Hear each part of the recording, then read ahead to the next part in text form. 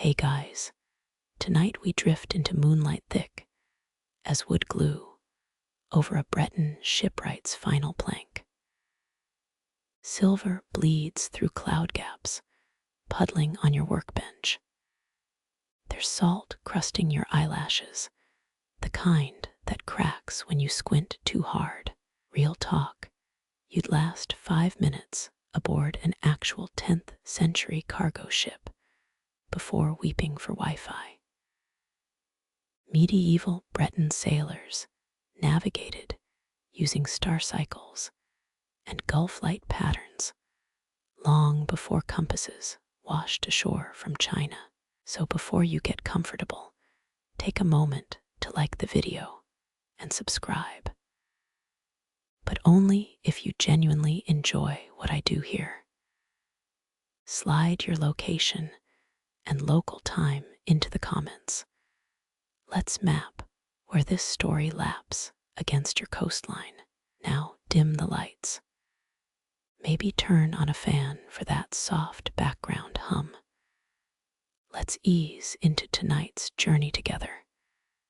Your chisel meets oak, a groan older than cathedral vaults. Moonlight etches every splinter's shadow long and lean across the plank. Breton tides taught shipwrights to read currents like love letters. Civilizations rose on that knack, yet Vikings swore by apron tools soaked in whale oil, claimed it kept blades biting in frost. The mallet feels lighter tonight, or your arms just tired from 3,000 swings. Calloused palm skims timber grain, a roadmap of drought years and damp summers. Oak this stubborn outlived emperor's wars, whole pantheons forgotten. Historians still argue whether Breton chisel marks were prayers or payroll tallies. Fingertips find that knot, the one shaped like your daughter's lost milk tooth. Carve slow each curl of wood parts, like lips sharing secrets. Night air presses damp against your neck, a lover's cold cheek. One wrong strike here, and the prow cracks come spring thaw. Replacing a mast costs more than your cottage. You've done the math twice. Stars prick through, steel blue and sharp, as your awls point. 13 winters ago, you sweat swore this to be your last hull. Pines whisper behind the shed, witnesses to every broken oath. Sawdust powders your boots, crumbly as moth wings. The village priest claims shipwrights sell their silence to merfolk. Chatty ones sink by maiden voyage. Moon milk pales the distant cliffs, chalk ghosts watching. Breathe in pine resin rusted nails, salt stink from your own armpits. Breton ships once carried Frankish wine to Dublin. Half arrived unspoiled, half became vinegar shrines. That oak plank cost 6 silver coins, and 3 favors you're still repaying. Someone left a clay jug near your toolbox, hop beer gone lukewarm and skunky. You drink anyway, throat bobbing like a buoy in choppy waves. Memory rises, how your father's hands shook, sanding his final keel. Loons cry beyond the bay, a sound like rusty hinges. Tonight's tide drags pebbles back, click, click, click, a counting of dead sailors. Blade kisses wood, a shiver travels up the handle into your wrist bone. Shipwrights whispered about green timber ghosts, keels that remembered being trees, groaning at moonlight. Oak shares dreams slow, you've learned its language. Mallet swings, thud echoes off shed walls, startles an owl from the rafters. Feathers drift down, dusting the plank like ash. Owls mean storm or death, depending who's buying the ale. Palm heat warms the chisel's metal brief comfort against night's bite. Breton winds once carried plague fleas and saffron, depending on the season's mood. You rub knuckles, joints swollen from 50 winters gripping tools. Clouds swallow Orion. Your work dims to shadow play. Lantern oils low. You ration it like hope. Shavings pile at your feet, ringlets of blonde wood, curly as a bride's hair. No bride ever waited for you, just ships, always ships. Thumb finds a splinter driven deep. Red bead swells under moonlight. You lick it clean salt, and iron tangs sharp on your tongue. St. Elmo's fire once clung to rigging like drunken angels, so the tales go. Real lightning needs no garnish. Ship's ribs arch above, black bones against star-flecked velvet. Hammer this plank right, it becomes the hull's last skin, the belly-kissing waves. Hammer wrong, and it's firewood by solstice. Breton fog seeps inland now, draping pines in gauze. Your nape prickles, someone's walking over your future grave. Wood yields a sigh like a widow's last exhale over her husband's cairn. Moonlight follows the chisel's path, silvering the fresh groove. Dawns a rumor beyond the headland.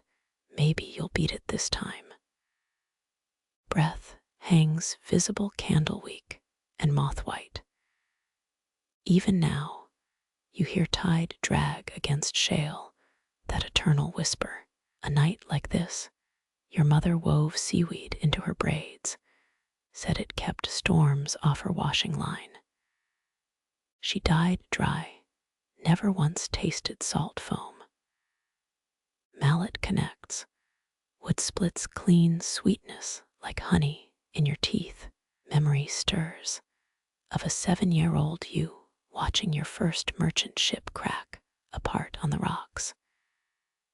The crew's screams rode the wind like cursed gulls.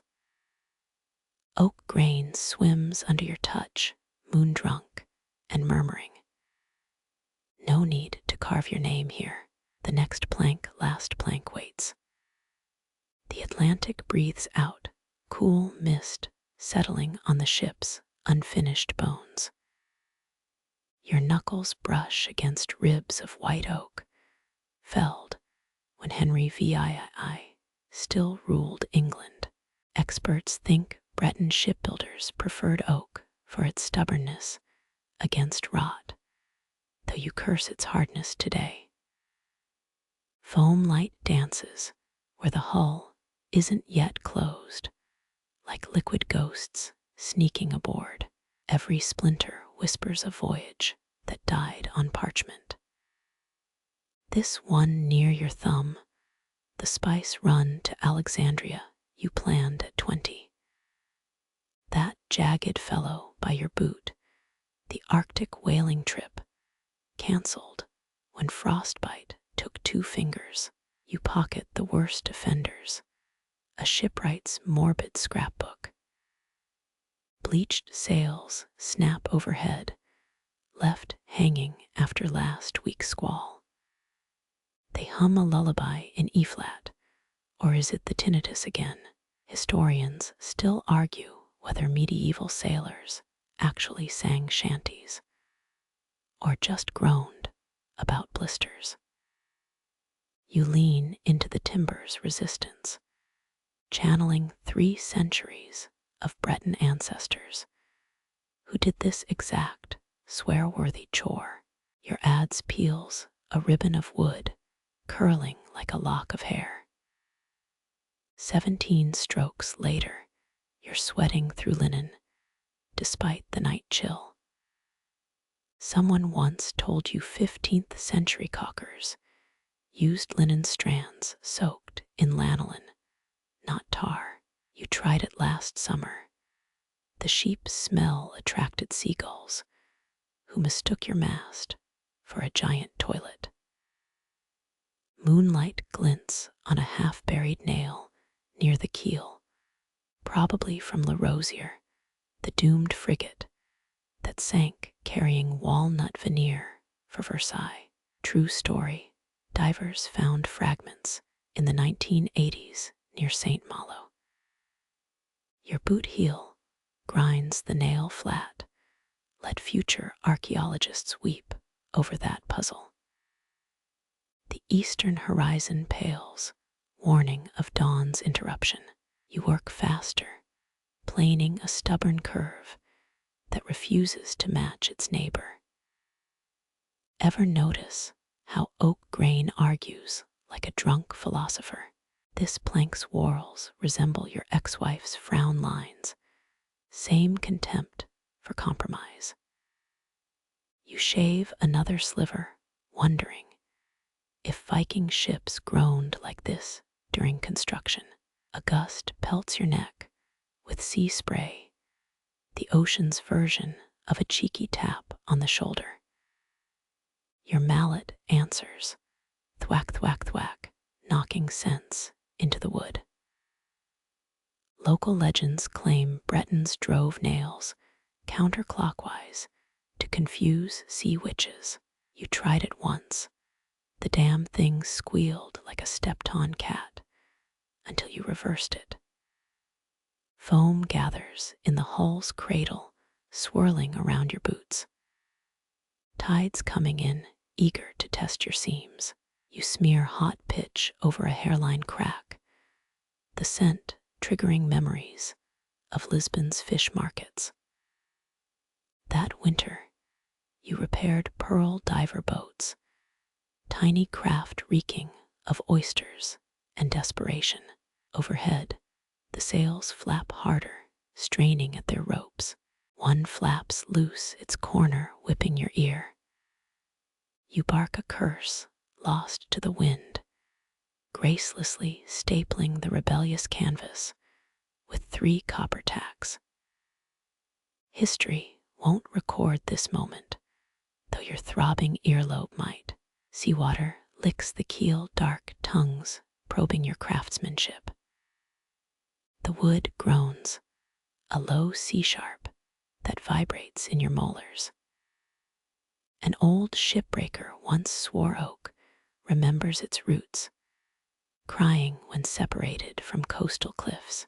You press your palm to the plank, feeling nothing but splinters, and your own pulse drumming 17 syllables, unsinkable, unknowable, alive. Wind carts away your wood shavings, scattering them like failed prayers. You watch them ride moonlit currents toward deeper water, each curl dissolving into the Atlantic's endless sigh. The sails finally still, resigned to their lullaby duty, as the horizon bruises purple with dawn's impatience. The warped mallet fits your grip, a third arm grown over 3 dozen winters. Its ash handle darkened by sweat, and one memorable ale spill, the night Le Havre's tavern burned. Pine resin weeps from the timber above, slow amber tears catching moonlight. 17th century, Bretons believed such resin droplets warded off shipworms. They were mostly wrong. You pause, blistered thumb tracing a crack in the mallet's face. Historians still argue whether medieval storm records were exaggerated, or if winters truly were crueler. 15 nicks mar the handle, one for each gale that snatched a ship from your care. Yesterday's squall left seaweed on the dock, hairy tentacles mocking your repair pile. A bead of resin plops onto your wrist, stinging like betrayal. You scrape it off with a cedar shim, the scent catapulting you to childhood. That summer, your father sealed a schooner whilst humming Basque fishing hymns. His mallet had 13 nicks. You've outstormed him by 2. Pine knots glare like embedded coins, defiant against your tools. Tudor ships used real coins under masts. For luck, silver sixpences, stolen from Spanish wrecks. Your mallet head kisses the timber, gentle as a gull landing. Oak surrenders another millimeter, letting you pretend this war isn't rigged. Resin pools between deck planks, treacle thick under the moon stare. Coastal wives once sold it as love balm, swearing it stuck hearts together. Your laugh rashes the stillness, echoing off hulls asleep in the harbor. 3 boys drowned near here last August, searching for mermaid's glue. The mallet's rhythm slows, your shoulder singing old injuries. 36 winters engrave themselves in cartilage, each storm's price paid up front. You count splinters instead of stars, 19 in your left palm alone. Dawn lingers behind the headland cowardly. High tide slaps the jetty, each wave dissolving your resolve. Salt crusts the resin tracks, frosting on a cursed cake. You press your forehead to the timber, cool as a tombstone. Somewhere below, black water licks the keel you'll never finish. Wind riffles through the mallet's hairline cracks, a tuneless whistle. You answer with a final tap, wood whispering across wood. Resin hardens in your boot tread, preserving tonight's exhaustion for future archaeologists to misinterpret. The mallet rests, its warped face smiling at the unmoved sea. The Breton wind frisks the dock, stealing nails from your overturned pouch. 3 iron spikes skitter toward the black water. You slam your palm down like a barnacle-encrusted trap. 1 nail stings your flesh, still radiating leftover forge warmth. Medieval Breton ships boasted overlapping planks, clinker-built hulls stitched with thousands of such nails. Coastal blacksmiths once claimed storm-forged iron held magic, rust-proof and screaming with sea voices. Few bought that yarn. Most just wanted nails that didn't snap under cannon sneezes. You roll the nail between calluses, feeling its hexagonal sides. This one cooked in Pier's driftwood kiln yesterday, smoked with salt-soaked oak. Historians still argue whether Dark Age blacksmiths burned seaweed for flux or just enjoyed the stink. A blister throbs right where the nail-kissed skin, nature's sarcastic applause. Your knuckles brush dock timber, counting, omitted between plank gaps. 37, 38, 30 damned tide math never sticks. The horizon wears a collar of smoke, Pier's forge exhaling into the night. 10 years back, you watched him hammer a nail into his own boot to test its temper.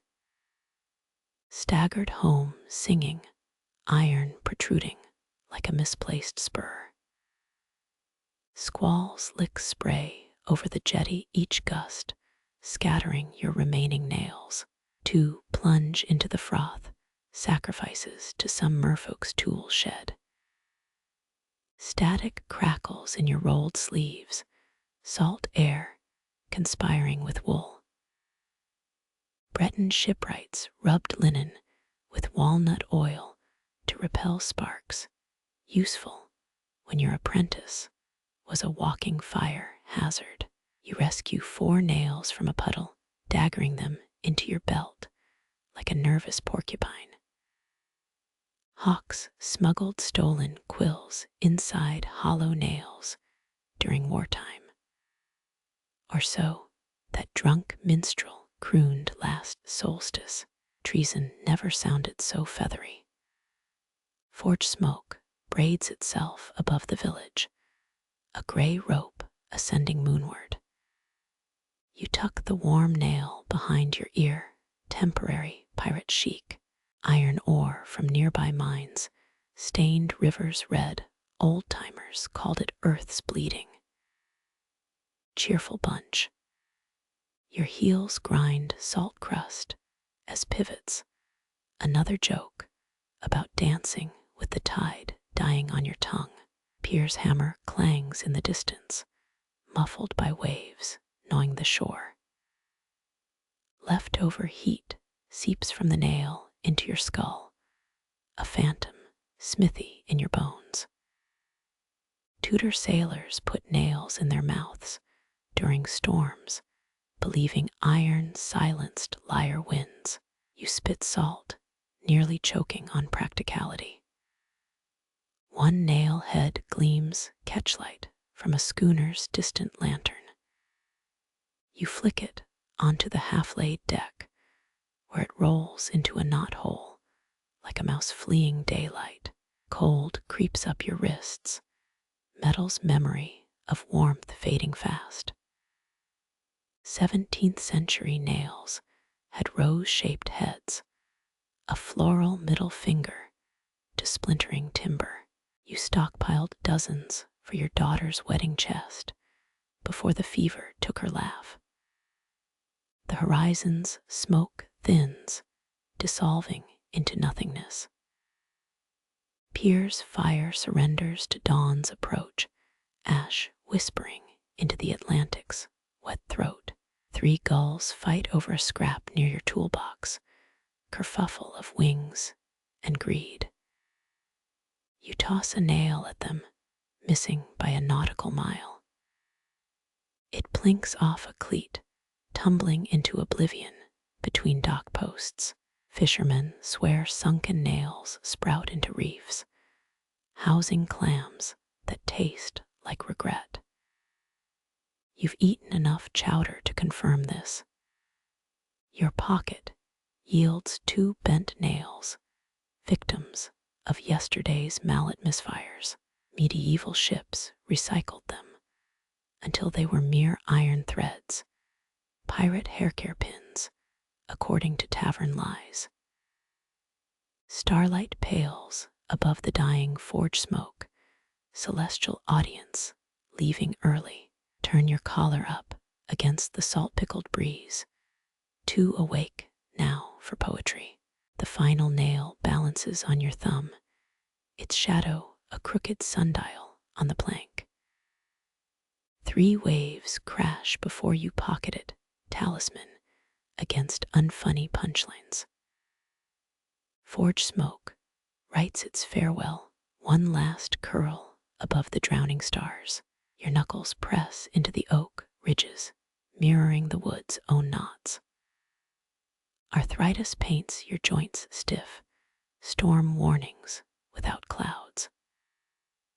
Viking longships once bore dragonhead stems, scaring sea monsters and predators alike. You trace a groove dark, with sweat years dripping into the grain. 17th century, Breton carvers hid initials inside the curlicues, wooden autographs for future ghosts. The chisel's edge bites your wrist, remembering motions older than town names. Mallet strikes ring off the harbor stones, each blow traveling up your elbow. Moonlight silvers the fresh cut, a racing blade marks too deep to forgive. Medieval apprentices believed wood-absorbed sins, a timber confession box. You carve past a stubborn burl, not heart beating harder than yours. Historians still argue whether Oseberg ship carvings star maps, or doodles. Splinters prickle your palm, the tree's last argument. Tar scent mingles with your own salt stink, two old sailors swapping lies. Your thumb rubs a whorl in the plank, counting rings forgotten by history. Roman ships patched leaky hulls with wool and wax, better than silence at dinner. The groove deepens, swallowing lamplight whole. Young shipwrights complain about their wrists nowadays. You dismiss them with a knuckle crack. Cold air nips your collar, night's teeth-testing resolve. Your thumbnail digs at a resin pocket, amber gluing time shut. Tudor galleon builders carved saints in the bilge, holy rodents eating damp rot. A splinter jabs, drawing blood darker than oak gall ink. You lick the wound, copper and pine protesting your tongue. Beneath your feet, sawdust carpets the dock like fall snow. Moonlight fades a scar across the plank, your first chisel slip at 14. Breton folklore claims drowned men whisper through fresh-cut timber. You wait, hearing only gull snores on the next pier. Thumb joint grinds bone against bone like ungreased tackle blocks. Palm down, you flatten against the plank. Grain presses lifelines into your skin, fortune readings no priest would dare. 18th century sailors tattooed ship blueprints on their backs, nautical x-rays for lazy surgeons. Your fingers curl, matching the wood's curve. Thursday's frostbite buzzes in your fingertips, nature's dreadful vibrato. Chisel rests, edge cooling in your grip.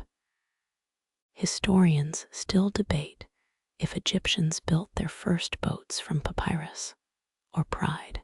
Oak resin weeps onto your boot, turning laces into stubborn amber fossils. 3 waves break your mallet counts between them. The moon ducks behind rigging, plunging your world into grayscale doubt. You spit on the blade, saliva, and steel hissing at each other. Benedictine monks allegedly blessed their carpentry tools with communion wine. Your whetstone rasps, sharpening away doubt left of center. One splintered shard arcs into darkness, spearing a floating cod bladder. Silvered scales swirl where it sank, nacreous applause. Knuckles crack, echoing the deck beams settling. Medieval ships carried fever wood for sick sailors to claw at, sweating out demons. Your grip shifts, nails blackened from forgotten rust spots. Lamplight bleeds across the plank, exposing every hesitant cut. A gull laughs. You glare at its silhouette on the mast. Twist the chisel, peeling back a ribbon of heartwood. Fresh shaving curls in your palm, soft as your daughter's 6th-year ringlet. You tuck it behind your ear, scent drowning harbor rot. Noblewomen once wore carved oak corsets, wooden pride before the splintering point. Mallet handle vibrates, blisters forming inside calluses. Moonlight floods back white charcoal, sketching your tools in stolen light. Your thumb finds a nail hole drilled crooked, Tuesday's mistake, filled with stubborn putty. Genoese shipwrights plugged leaky planks with garlic paste, a dinner-ruining solution. You scrape the excess, flakes snowing onto boot caps. Tide slips higher, kissing the hull's hidden side. Your chisel follows a shadow line, pretending it planned this path. Carpenters once buried coins under mast steps, bribing Neptune for fair bribes. Your last farthing went to pier for 3 bottles of worse mistakes. Blade skids, gouging moonlight where it shouldn't. Breath hangs, frosting the air above the fresh cut. You swear old Norse breath prayers, or maybe just curses into the splinters. Mallet rises, stalling mid-swing to admire Orion's belt over your left shoulder. 6 hammer strikes later, the groove accepts apologies. Sweat beads your brow, salting the timber. Historians bicker whether ancient Greek triremes used cedar or hubris for waterproofing. You wipe your face, smearing oak dust across wrinkles.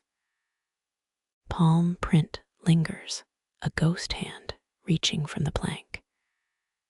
Sea whispers climb the dock posts, muffling mallet strikes into seabed lullabies. Your thumb rubs the finished curve, smoothing away midnight's haste. Tudor ships hid carved mice near the prow, a joke against contagious plague deaths. Calluses snag on the wood velcro of flesh and time. Knees protest, rising from prayer position, sans benediction. Moonlight pales the fresh carving, rendering judgment softer than dawn deserves. You blow sawdust from the grooves, wood peeling its lashes open. 30 years of splinters, exfoliation for the damned. Final shaving falls, your breath stills. The plank lies smooth, what your joints haven't felt since spring. Whetstone clinks in the toolbox, lamplight guttering its farewell. You lean close, ears brushing oak to eavesdrop. No drowned whispers tonight, just the Atlantic's yawn against the pilings. Your knuckle raps the wood secret knock between survivors. Harbor bells shudder through fog, iron tongues gone hoarse from warnings. You scrape your palm across oak grain, ignoring the sound like last year's debts. Rope burns stripe your wrists, faint choir music for the damned. Back in Roman Britannia, watchtowers lit beacon fires instead of bells. One drunken repairman named Clovis claimed tolling metal scared away selkies. Your knuckles tighten around the mallet, blisters singing midnight psalms. Historians still argue whether ancient Breton fog signals guided ships or lured wreckers. A seagull lands on the bell tower, judging your progress with empty eyes. You flick a wood chip skyward, it misses by 3 feet of spite. Tar-stiffened rope bites your forearm, reminding you of that squall off Finisterre. 17th century sailors believed rope burns held healing salt better than any quack's tonic. You unwind the line slowly, each fiber rasping like a deathbed confession. The harbor master's ledger claims you owe 17 docking fees. You've paid in splinters and silence. Fog clots in your lungs, damp wool throttling every breath. Your chisel finds a soft spot in the plank, childhood lessons whispering through steel. Medieval caulkers stuffed ship, seams with cow hair and wild garlic. Tonight, it's just oakum and gritted teeth. A crack spiders across the timber. You stab it with your last nail. Bells toll again, clappers swinging like drunkards in a brawl. You hum an old shanty, drowning out their metallic scolding. Rope slackens suddenly, lashing your boot with wet enthusiasm. 18th century riggers wore sheepskin pads to avoid these burns. You prefer the sting, keeps your fingers honest. Moonlight bleeds through mist, turning the dock into a grimy chessboard. Your shadow stretches toward the black water, one false step from baptism. Tide water seeps into your boot sole, second baptism of the evening. Pirate lore claims Davy Jones himself sowed fog from hanged men's sighs. You cough your own breath, adding to the soup. Mallet meets chisel, a dull thud swallowed by the gloom. Your wrist twists, peeling back a strip of honey-colored heartwood. Tudor shipwrights whispered secrets into fresh timber, ensuring loyal voyages. You mutter something unprintable. The plank absorbs it without judgment. Rope fibers prick your palm, tiny wooden spears, seeking blood sport. You dig them out with teeth, spitting them into the lapping waves. Napoleonic prisoners reportedly wove escape ropes from their own pulled hair. Yours stays stubbornly attached, wisdom holding firm. Bells pause, the harbor inhales sharply. Fog muffles a splash downstream, fish or fugitive making their move. Your thumbnail probes the new groove, smooth as a smuggler's lie. Historians debate whether Roman signal towers doubled as brothels. You decide not to speculate. R-rated thoughts belong ashore. A shudder runs through the dock, older than your grandfather's first sail. You press your ear to wet planks, listening for the sea's gossip.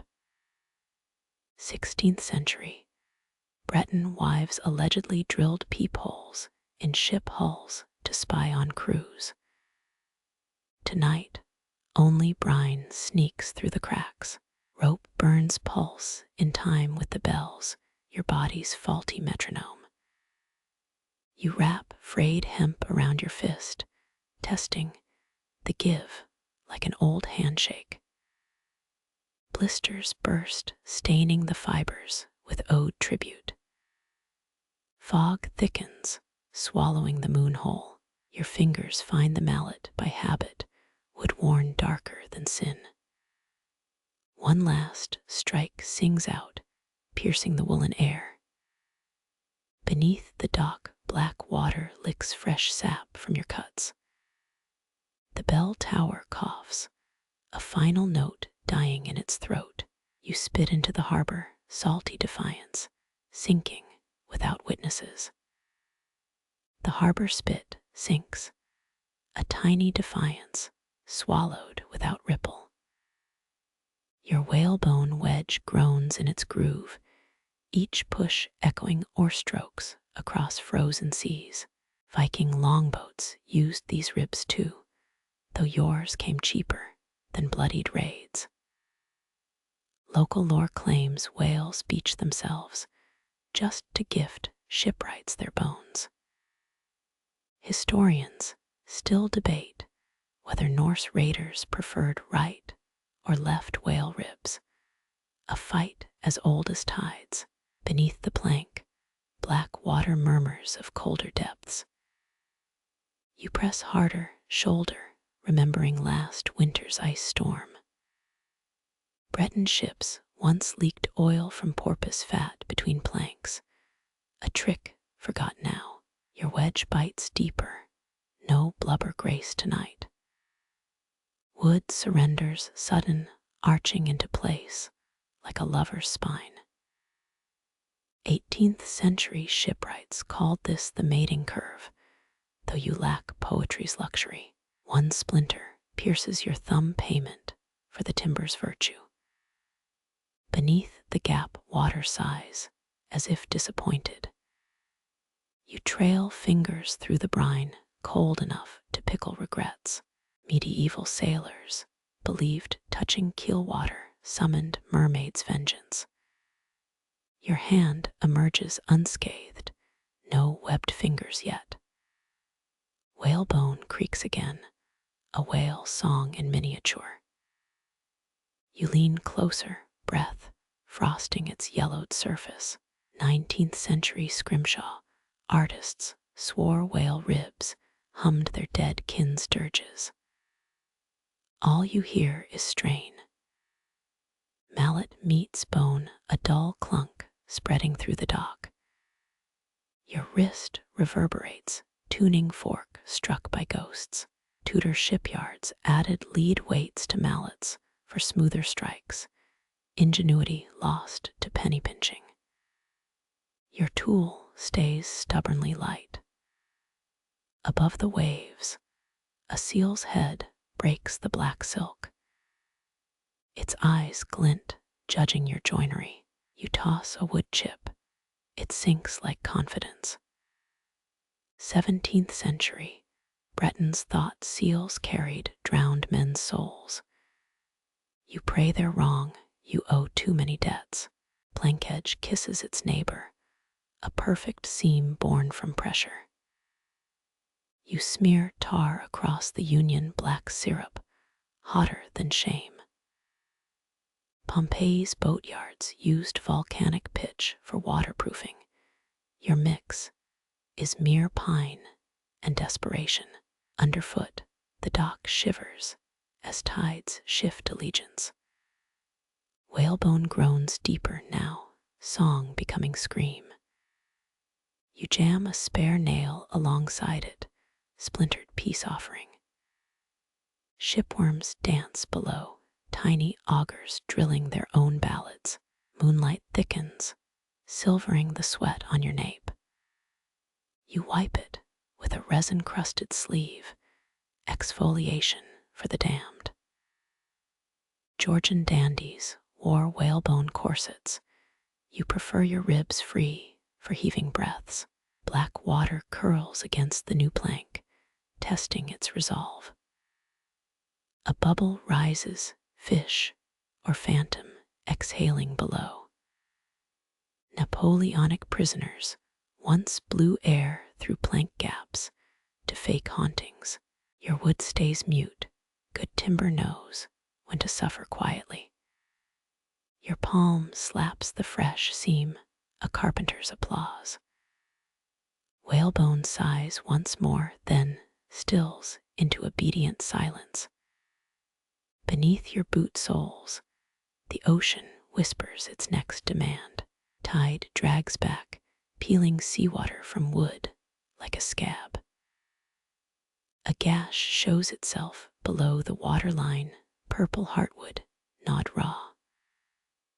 Barnacles cluster there, 1,000 porcelain helmets crusting the wound. Roman triremes used copper sheathing to repel such clingers.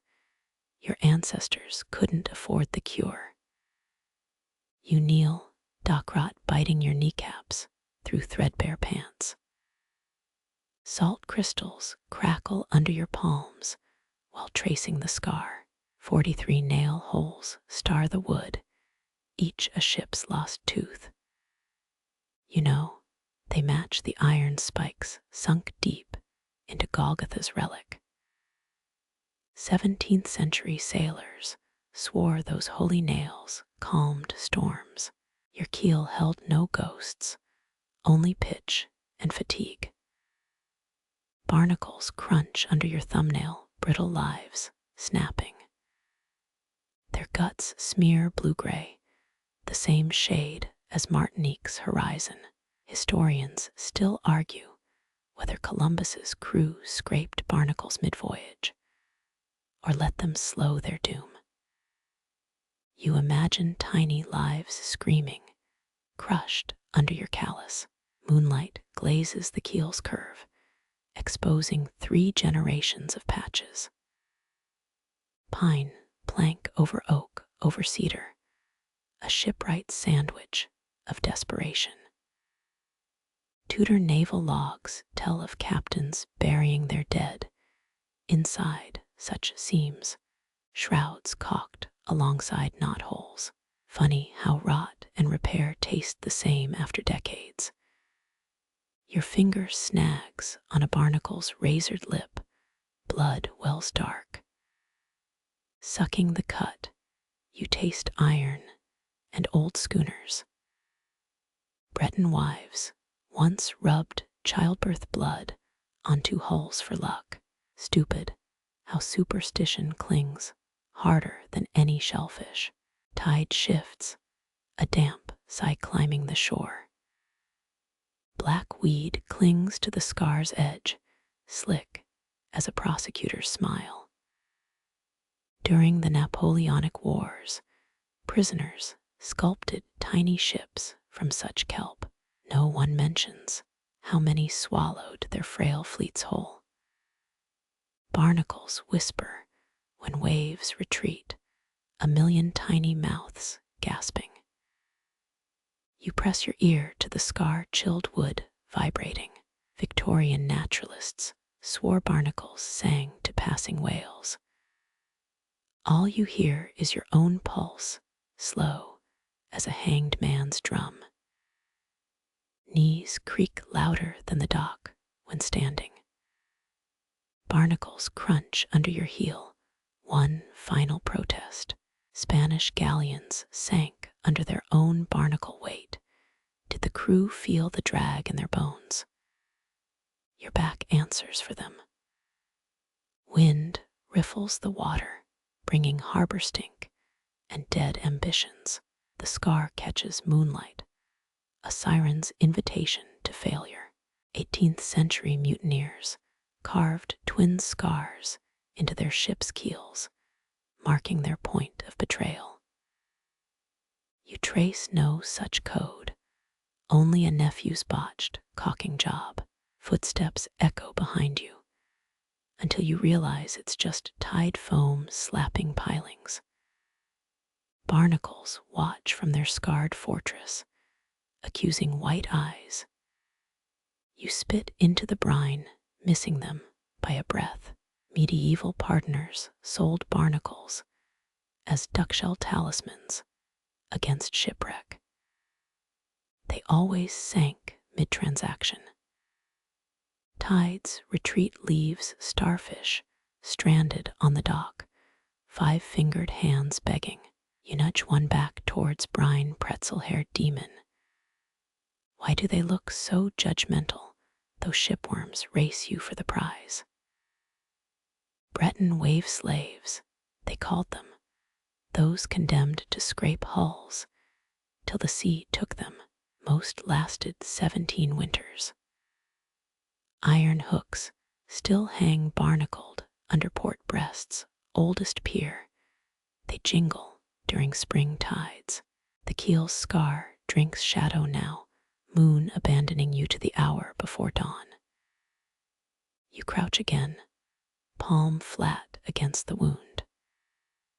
Shipwrights once believed a vessel's scars could be softened with eel grease and flattery. The barnacles snicker, they know better. Lantern oil pools gold, then gutter gray, barely soaking the wick's thirsty tongue. Shadows coil upwards, naming every wreck you've patched then lost.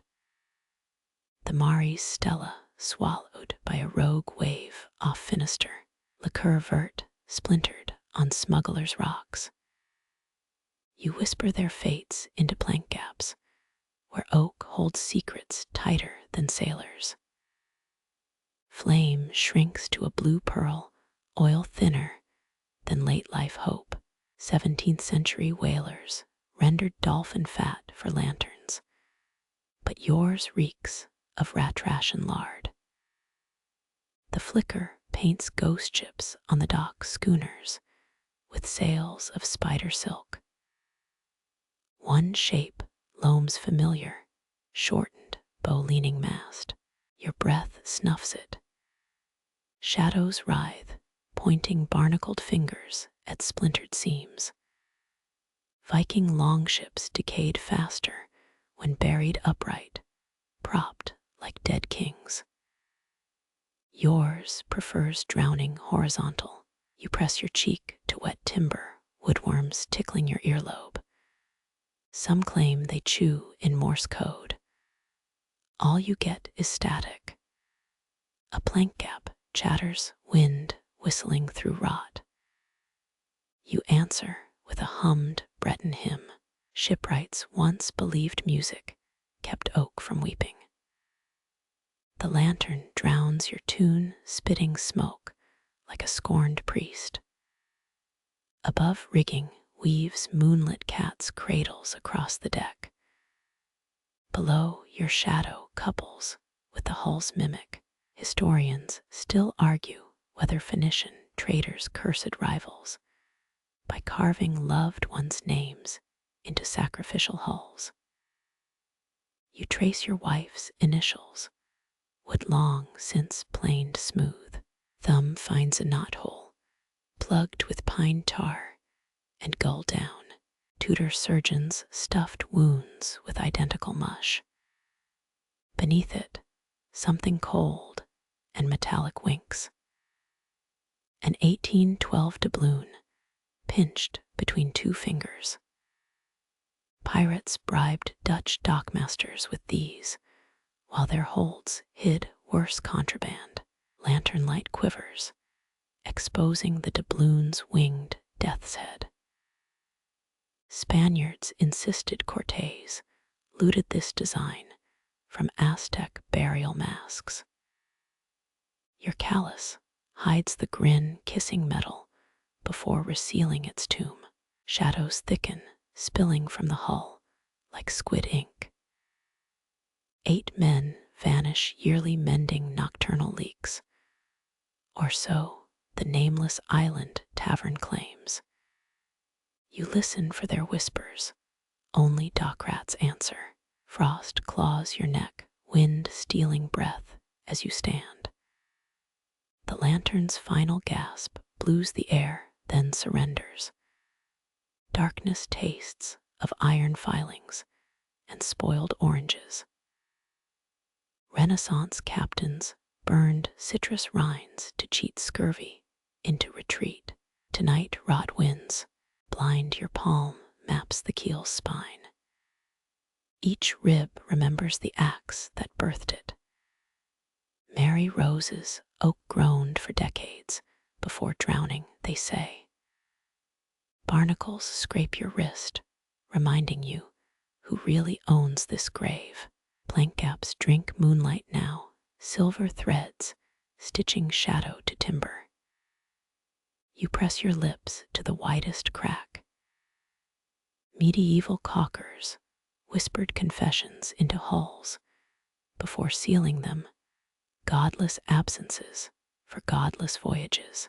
Your secret stays put drowned beneath beeswax and gull cries. Lantern steel cools against your thigh, a lover gone cold by dawn.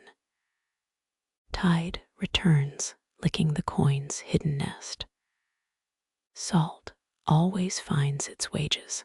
Bleached driftwood presses chill against your palm grain, twisting like vertebrae under skin. 17 winters back, a gale tore this piece from the St. Brendan's wrecked bow. You snap its brittle edge splinters, scattering like mice bones. Tar bubbles black in the iron pot, stench sharp enough to peel varnish. Viking shipwrights stewed pine, resin with beeswax, stolen Norse recipes claim walrus fat, smooth the mix. Your version reeks of necessity, cod oil and gutter pitch. The steam singes nostril hairs, a rude awakening for dormant sinuses. Historians still argue whether Phoenician traders first waterproofed hulls with crushed shellfish paste or just copied dolphins' natural oils. You jam the driftwood into the keel's raw seam, friction warming frost-stiff knuckles. Whale song hums through the harbor, low C-sharp vibrations felt in molars. Last spring, an entire pod beached near Roscoff, their blubber rendered to lantern fuel, still sold in apothecary shops as mermaid tears. Tar drools thick over the breech smoke, coiling into occult shapes. One tendril resembles King Louis XIV mid-sneeze, his sunken fleets littering your coastline. You snort, burning your tongue on cheap cider.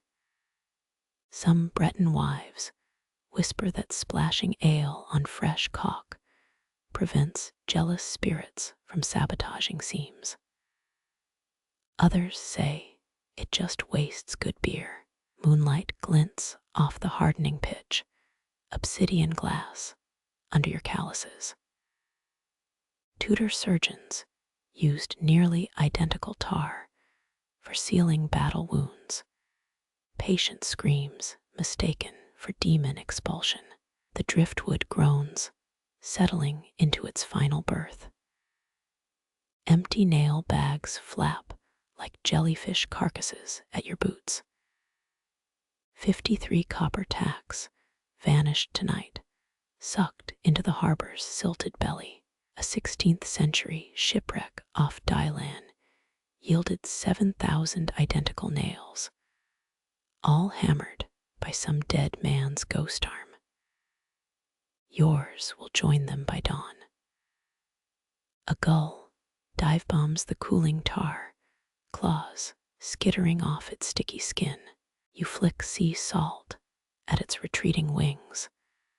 The same course, grit scrubbed into Roman legionnaire wounds for cleansing. Pain as purification, shipwrights understand this arithmetic intimately. Tar hardens slower than grudges, still soft enough to take thumbprints. You etch a tiny dolphin into the seam, belly arching toward hidden stars. Last week, an oyster dredger swore he saw granite saints walking the seabed near Penmark. Their mouths moved, venting cold brine instead of blessings. Driftwood knots protrude now, gnarled fists defying the hull's curve. You sand them rough, cousin to the yearning cramp in your lower back. Antarctic explorers stuffed their boots with oakum for insulation, reek be damned. Frost creeps up your own ankles, unimpressed by folk remedies. Something cracks beneath the hull, wood or bone, or both.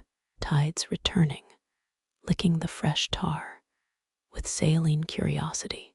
In Alexandria's drowned harbor, they still pull up Ptolemaicara, caulking tools, bronze mallets crusted with silent effort.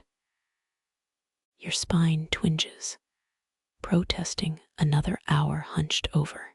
Mary Rose shipwrights averaged 13 hernias per master craftsman, according to Greenwich Museum's cheerful dioramas. You stretch, vertebrae popping like distant massed shots. The repaired seam glistens now, ebony serpent swallowing driftwood whole. 30 years prior, a Genoese tradesman showed you how to test caulking with a feather's edge. If barbs catch, the gap remains. Your own gull plume hovers, then falls untouched. Tar's bitterness fades, replaced by ozone's electric kiss. Storm approaching unseen, but scent known. Breton kelp harvesters once predicted gales by counting barnacle rings on washed-up rudders. You need no such augury. Your left knee thrums its own tempest warning. Lanterns sway on distant trawlers, drunken fireflies mocking your solitude. You press your forehead against the new seam, tar transferring its heat-slowed pulse. Renaissance mathematicians believed certain wood grain patterns held encrypted pirate charts. All you see is exhaustion, written in oak's world cipher. Driftwood vanishes under night's ink, only texture guiding your hand. Smooth patches here, centuries of tide, polishing what axework roughened. Roman ships patched with Egyptian papyrus, waterproof witchcraft lost to crusader bonfires. Your cider jug sits empty, barley stench mingling with steam. You chuck it overboard, clay shattering on submerged rocks. During the Lisbon quake, entire docks sank, clutching full amphory, their wine still sippable after 2 salty centuries. First raindrops pock the tar, quick drum roll before the deluge. You pull your oilskin tighter, rope belt gnawing your waist. Tudor sailors waterproofed cloaks with linseed oil and sheep urine, an olfactory offense no enemy would endure. Lightning stitches horizon to cloud, briefly gilding your repair job. Textbook perfection. If textbooks included chapters on desperation and stiff fingers, Dutch naval inspectors would have branded this seam AAA grade before demanding double tariffs. Thunder shakes the dock, loosening molars and old regrets. You count seconds between flash and rumble, child's game with adult stakes. 16 heartbeats means the storm's near enough to spit on. Rain sluices off the hull, cleansing tars, sulfurous residue. Streams foam around your boots, swirling betrayals of current and gravity. You stand anyway, knees cracking louder than the wet rope mooring your sanity. The driftwood holds, fused to its adoptive hull. Oak and stranger become one, under black sealant and blind night. Somewhere below your thumbprint, dolphin swims through pitch, untroubled by storms or historians or dawn. North Star glints through rigging shadows, needle prick of light in coal dust sky. Your mallet strikes copper rivets, hammer song matching your pulses, thick sway. Empty dock groans below wooden bones, aching for a hull's weight.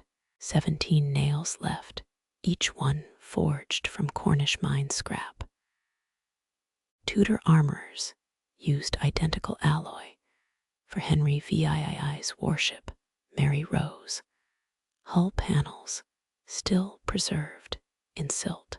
Historians still argue whether Polynesian starnav techniques reached Breton ports before Magellan's voyages, or if tired sailors just hallucinated southern constellations.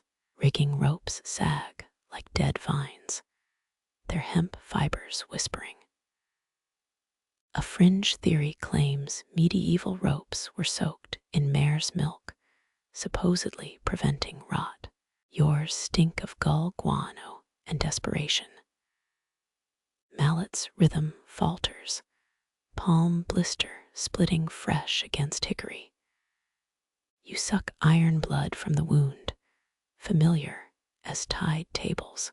Sailors once believed swallowing their own blood prevented scurvy, a lie thicker than whale blubber. Above the North Star pulses behind scudding clouds. Vikings called it Leitharstjarna, guide star for the damned and daring. You align the mast step with its gleam eyeballing true north.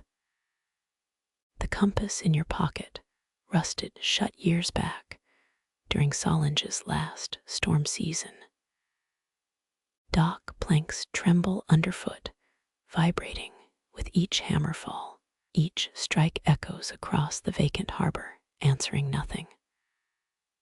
Ottoman shipyards once suspended mallets from ceiling chains, workers swinging like metronomes to speed the labor. Your tempo's slower, a widow's heartbeat. Nailheads glow faintly as you drive them, residual forge heat clinging. 16th century nuns in Nantes molded nails into holy spikes, blessed relics against shipwrecks. Yours will sink unprayed over. Calluses tear, leaving raw meat where grip should be. You wrap linen strips sticky with pine tar, field dressing smelling of extinct forests. Roman trireme builders wore lead thread gloves, preventing splinters, but guaranteeing poison sweats. Rigging vanes tighten now, shrouds humming low under tension. Whalegut cord would sing clearer, but local merchants stock only cheap sisal. Greenland Inuit used polar bear tendons for lashings, freeze-proof and viciously strong. Night bleeds cold through wool layers, each gust needling your kidneys. You stamp numbness from your feet boot nails, sparking on wet oak. Tudor dockworkers bribed inspectors with peppercorns, each nail inspected via spice bag weight. North Star blinks, cloud smothered, then reborn. Mallet swings feel heavier now, as if swinging through molasses. Your pulse gallops, outracing the hammer's tired beat. The final nail crimps deep into mastwood, a vandal's kiss, leaving blue alloy smears. Mary Rose sank, with 800 such nails in her belly. Salvagers found them still biting oak. Rigging finished, you step back into the dock's whining hollow. Stars smear above, watery reflections in a cracked mirror. Academics insist Stonehenge's bluestones were hauled by raft from Wales. But drunk stevedores in Brest swear glaciers dropped them as cosmic ballast. Wind coils through new ropes, testing their resolve. They answer with fibrous creaks, a language older than sailcloth. You touch a shroud, rough hemp snagging frayed skin. Phoenician traders valued rope makers above navigators, their twisted art keeping sails aloft.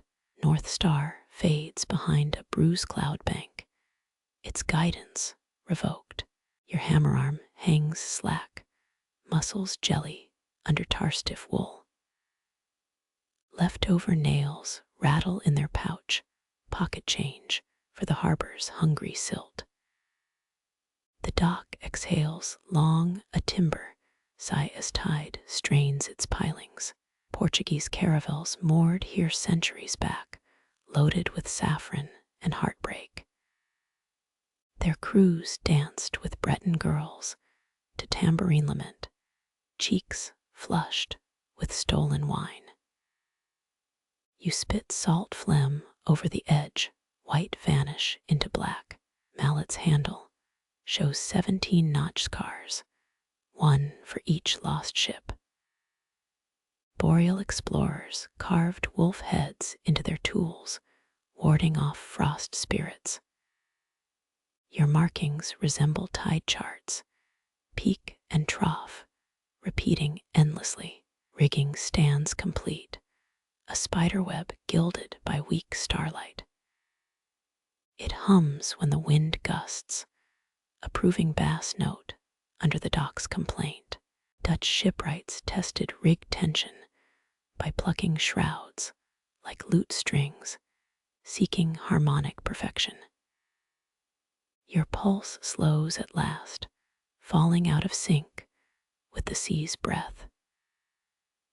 North Star's pinprick winks once, blotted out by the storm's inkwash advance. The empty dock groans louder, birth cradle missing its child.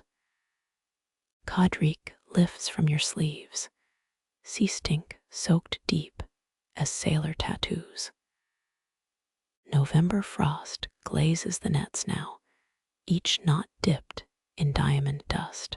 You rub crusted eyes, salt grit sharpening the harbor's edge into focus. Breton fishermen once salted cod into barrels, Tudor England's cheapest naval ration. Those wooden casks still surface, sometimes centuries later, stinking like opened graves. Historians still argue whether Vikings waterproofed sails with horse urine or just enjoyed the stench. Midnight chill stiffens your tunic, fabric standing on its own like parchment. Nets sag under frost weight, frozen lacework strung between pylons. A fringe text claims medieval fishermen soaked nets in fox piss, believing it lured herring. Your own nets just smell of failure and dead mackerel. Ice cracks as you flex your fingers, joints protesting like unoiled hinges. Black water fishermen wore gloves dipped in melted candle wax, turning hands into clumsy clubs. You prefer raw skin, each tear mapping months of labor. Dawn hides behind the horizon, a coward avoiding its shift. Stars gutter overhead, pinpricks dimming under frost haze. Dutch ice skaters once raced on frozen harbors, betting their years catch on teenage boys with iron blades. You peel wool from your forearm, fabric clinging like a jealous lover. Rolls of ice unfurl beneath sheets of mica, shivering to the dock's pulse. 16th century quack doctors peddled frostbite cures made of mashed earthworms, marketed as winter's mercy. Salt crystals cling to your eyebrows, frozen sweat from hours lost. Nets creak as the tide shifts, frozen diamonds shattering onto black planks. Antarctic explorers ate penguin fat to preserve body heat, a trick wasted on Breton harbors. Moonlight glazes the harbor now, turning waves into quicksilver veins. Frost gnaws through boot leather, numbing toes you've forgotten anyway. Tudor fishmongers stored winter ice in underground straw pits, primitive freezers for summer feasts. A shiver starts deep in your ribs, rattling up your spine like a loose nail. Nets sway ghost dancers drunk on moonlight. New England whalers stuffed their mattresses with hemorrhoid seaweed, a nautical cure worse than the ailment. Cod blood thaws on your sleeve, rust-brown blooms spreading through wool. You scrape it with a thumbnail, reluctant archaeology, revealing last week's labor. Vikings rubbed cod bile into arrow wounds, trusting fish guts over clean bandages. Lungs ache with each breath, frost feathers scraping your windpipe. Nets groan under fresh ice, midnight's weight bending oak frames. Maritime Guild records mention ice wizards men who could summon harbor frost to preserve catches. Charlatans, probably, or very drunk meteorologists. Teeth chatter a Morse code message, nonsense syllables lost to the wind. Dawn remains a rumor gray smudge beneath steel-wool clouds. Tudor sailors believed frostbitten toes warded off sharks, logic as watertight as a rotted hull.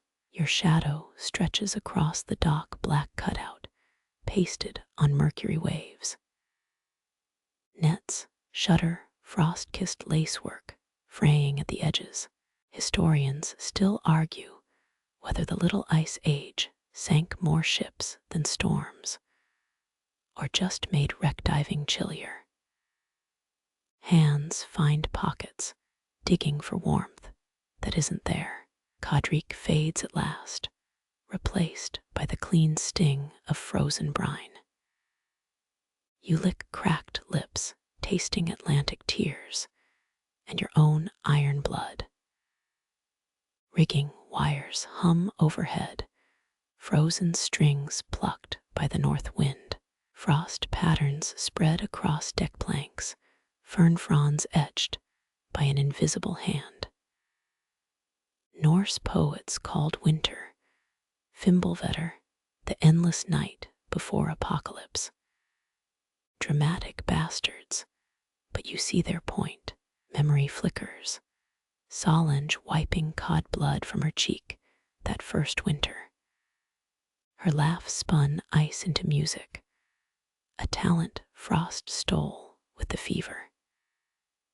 Ancient Egyptians froze wine in desert pits. Royal slaves, hauling ice from Mount Lebanon, would have traded every barrel for her flushed warmth. Nets snap suddenly, a frozen cable surrendering to tension. Ropes whip past your ear, steel-tipped icicle missing your temple by a thumb's width. Medieval armorers tested arrowheads on hanging pork, a grisly ballistics lab swinging in castle cellars. Silence follows the harbor, holding its breath. Nets slump like broken puppets, frost shards glittering where ropes frayed. The village clock tower chimes 5 brass sighs smothered by fog. You blink away salt sting, vision clearing as dawn finally bleeds east. Frost retreats across the dock, thief vanishing with stolen silver. Nets hang limp, their icy jewelry melted into brine tears. Caudric's ghost lingers, scent fossil in wool fibers. Sun cracks the horizon, molten gold poured over leaden waves. Nets steam faintly, midnight frost becoming dawn's mist. You shed your stiff tunic, salt-stiffened wool, standing upright on the dock. Body heat rises, visible remnant of a night conquered. Numb toes prickle, blood returning like tide up a creek. Nets drip steadily, rhythm syncopated with the tide's pull. The village stirs, first shouts, and clanging buckets echoing. Cold clings to your shadow, stubborn as tar stains. Roll your sleeves down, itchy wool marching over scarred forearms. Nets will need repairs before evening's haul, another item on winter's ledger. Sunrise gilds your face, false promise of warmth. Blink hard one last salt sting before turning inland. The adze rasps against oak grain, a familiar cough in the harbor's pre-dawn hush. Olden Bretons believed trees retained memories, like sailors tattooing voyage maps on their skin. You feel it now, the tremor beneath each stroke. Wood resists, springing back like ships' cables stretched tight. Coastal oaks, once bent seaward, groan, crooked from centuries of salt spray. Historians still argue whether medieval hull builders sang to timber or just cursed its knots. Your blade bites deeper, exposing amber heartwood veined with shadow. Every Breton shipwright knew oak from Finister's cliffs, held twice the seawater resistance. A cracked ledger from Mont St. Mitchell claims carpenters bribed nuns, sneaking blessed nails into keels for luck. Calluses grind against the haft, twin textures of flesh and ashwood. Midnight frost still glazes your breath, ghost smoke pouring, yesterday's exhaustion. Vikings soaked oak planks in brine pits, letting tides season timber under cliffs. The adze whispers again, steel purring through another stubborn curl. Grain arches like wave-tossed rigging, patterns only moonlight reveals. Tudor Navy inspectors stamped crooked timbers, forcing builders to eat the wasted oak. Absurd punishment, akin to chewing a chair leg. Splinters nest in your thumbnail, souvenirs from yesterday's embrace with pine. Oak remembers cliff winds, its tight rings grip, that coastal scream. French peasants buried acorns with stillborn calves, believing trees grew stronger tasting death. Dawn bleeds through worn planks, streaking the workbench with liquid copper. Your grip tightens, steel meeting arboreal muscle. Shipwright Guild rules demanded 20 growth rings per inch proof against Atlantic tantrums. Blade skids kissing your thumb knuckle instead of wood.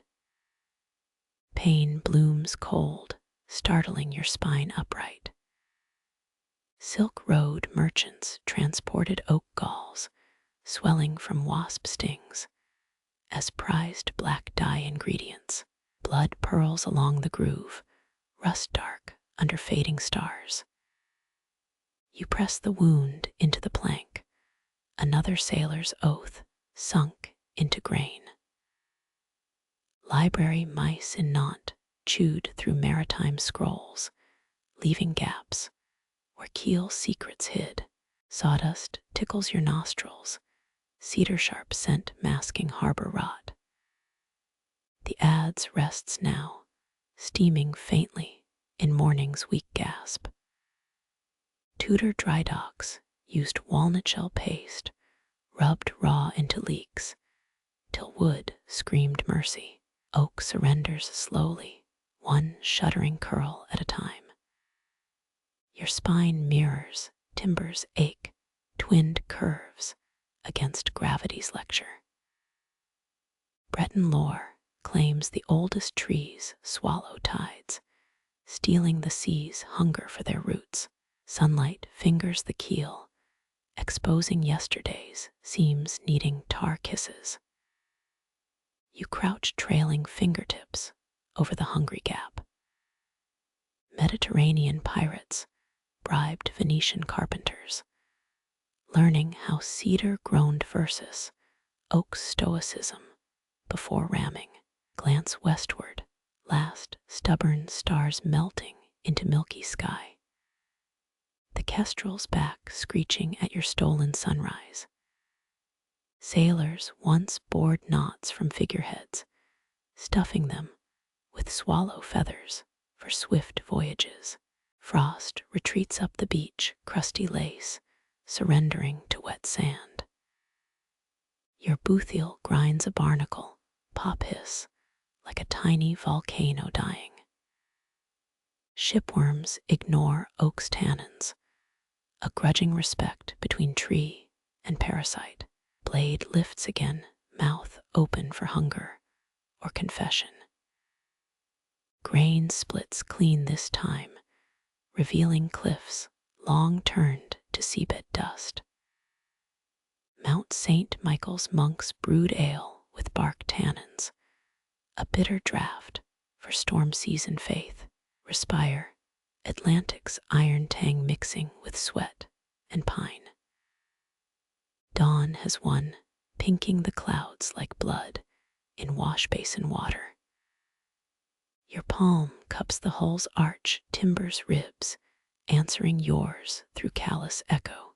Breton shipwrights once measured curve against spine, believing true vessels mirrored their maker's bones. Rotted wood yields beneath the adze, splintering like thumbnail moons. Sawdust snows across your boot, new flakes gliding over yesterday's ash-gray drift. Medieval caulkers packed horsehair into seams, beating it raw with mallets, till hair and tar married. You tap a blackened gap, finding rot's soft teeth beneath. Night's damp still clings between planks. Historians still argue whether the Merry Rose sank from bad oak or overeager gun ports cut too low.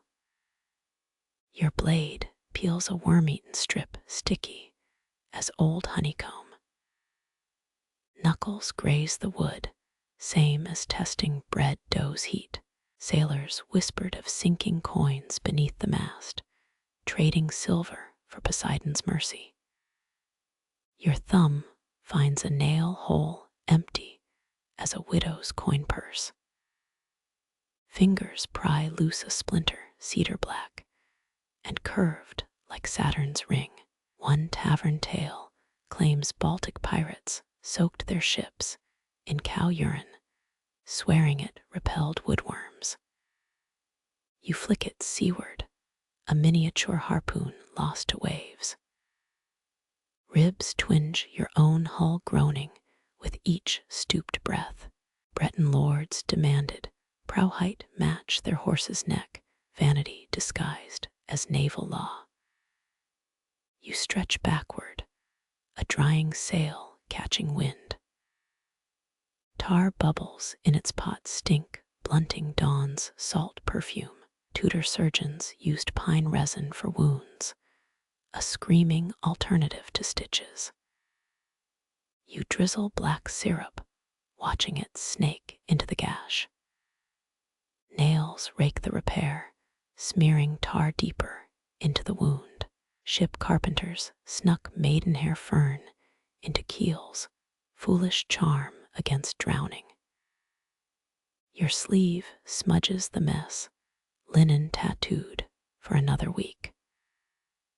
Light crests the dock, sharpening sawdust, motes into fireflies.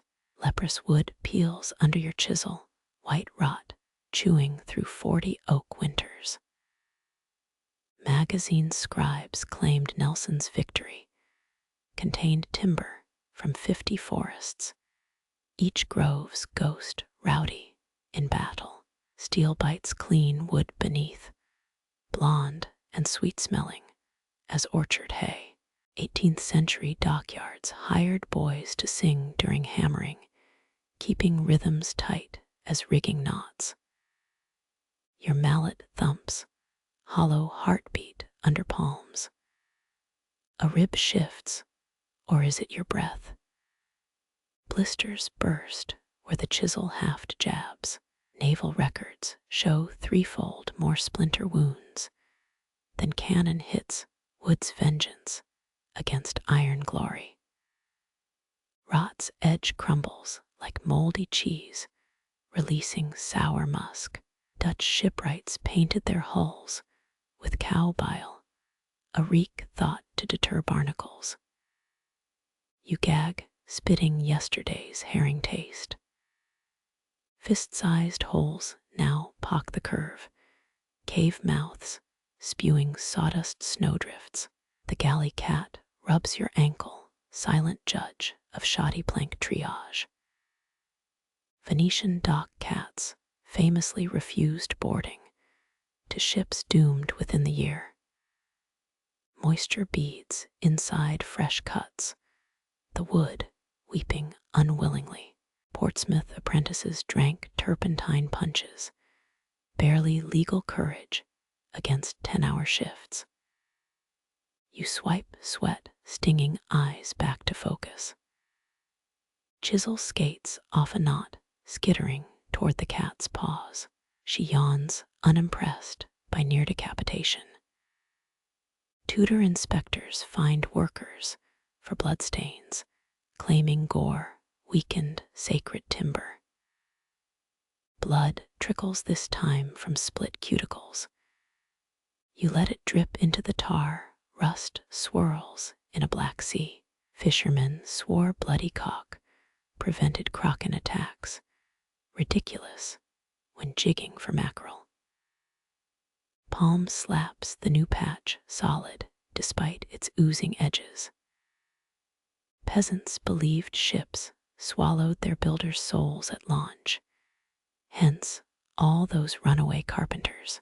Sudden quiet, even gulls pause mid-squabble. Rotten planks lie heaped like beached jellyfish. Your lungs fill, ribs pressing hull close for one verdict breath. It holds. Sun hoists itself over the headland, staining your back with false warmth. The cat purrs against your shin, or perhaps forgives. Sawdust clings to everything, hair, eyelashes, the ale flask's chipped rim. 8 bells clang shoreward, uninvited reminder of breakfast. You blow sawdust ghosts off the patched curve, watching them haunt the morning light. Dried salt crusts the ledger's spine like barnacles on a forgotten hull. Your nail picks at the binding, releasing century-old whale oil musk. Breton captains logged every crewman, even those swallowed by rogue waves, before the mast was stepped. Historians still argue whether discipline or dread kept those ink-stained records so precise. You flip past waterlogged pages, each name blurred into gray ghosts. 16 fishermen lost off Penmark's Point, their widows weaving nettlecloth shrouds. A gossip column once claimed drowned sailors buckle surface during neap tides, fashion revisiting the damned. Your thumb finds today's entry blank as a stormless sky. Wind riffles the ledger, snapping it shut on your fingers.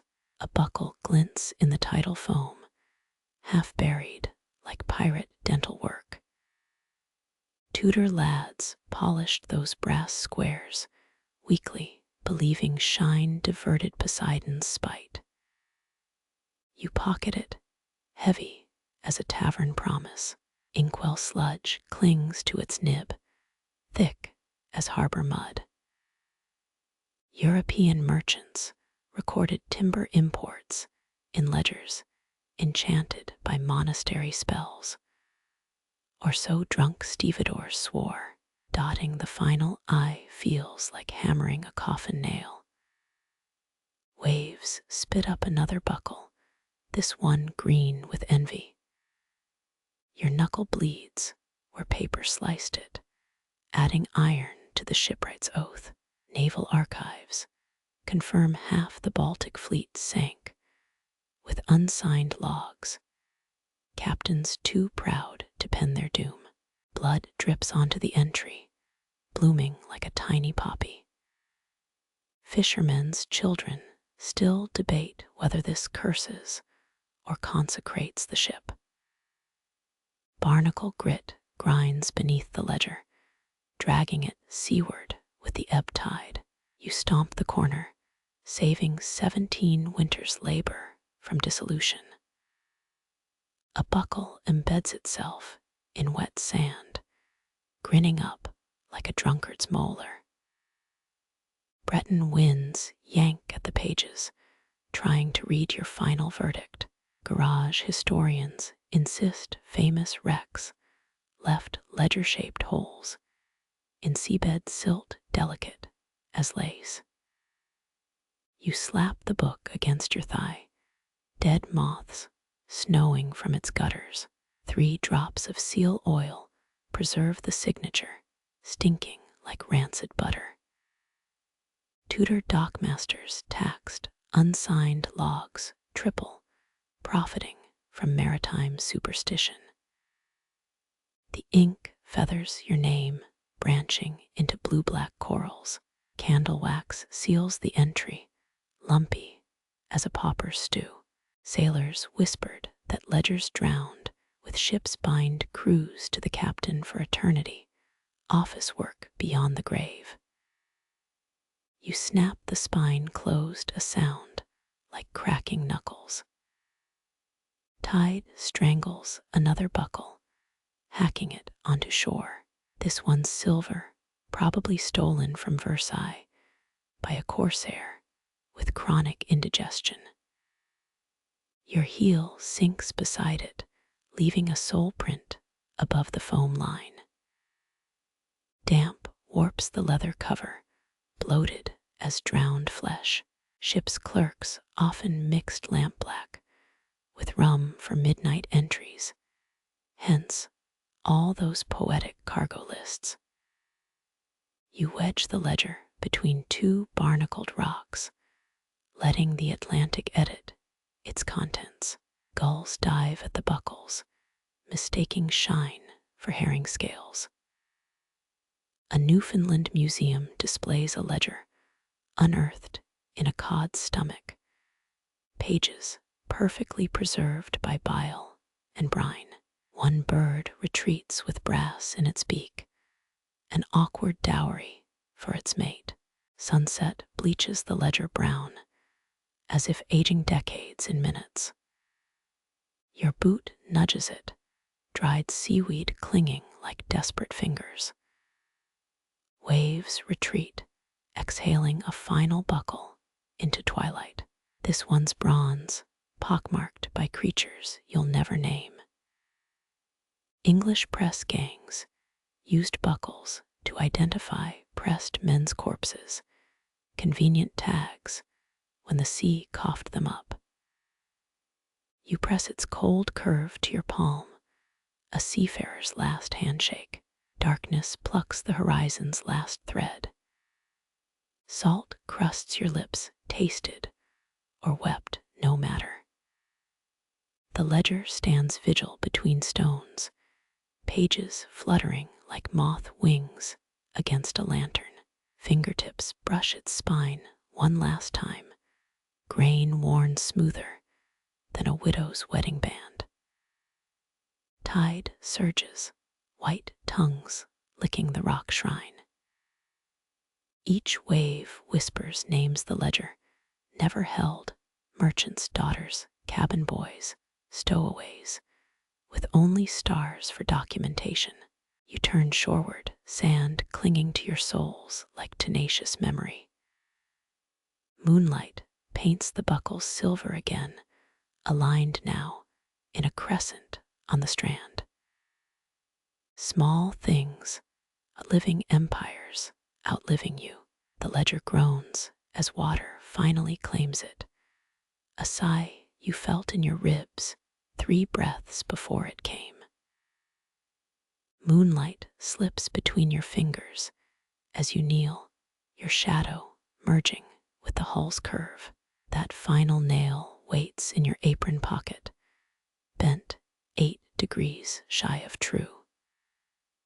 Tudor shipwrights always crimped one fastener where rigging would hide it, a humble offering to impatient tides. Your hammer feels lighter tonight, freed from decades of expectation.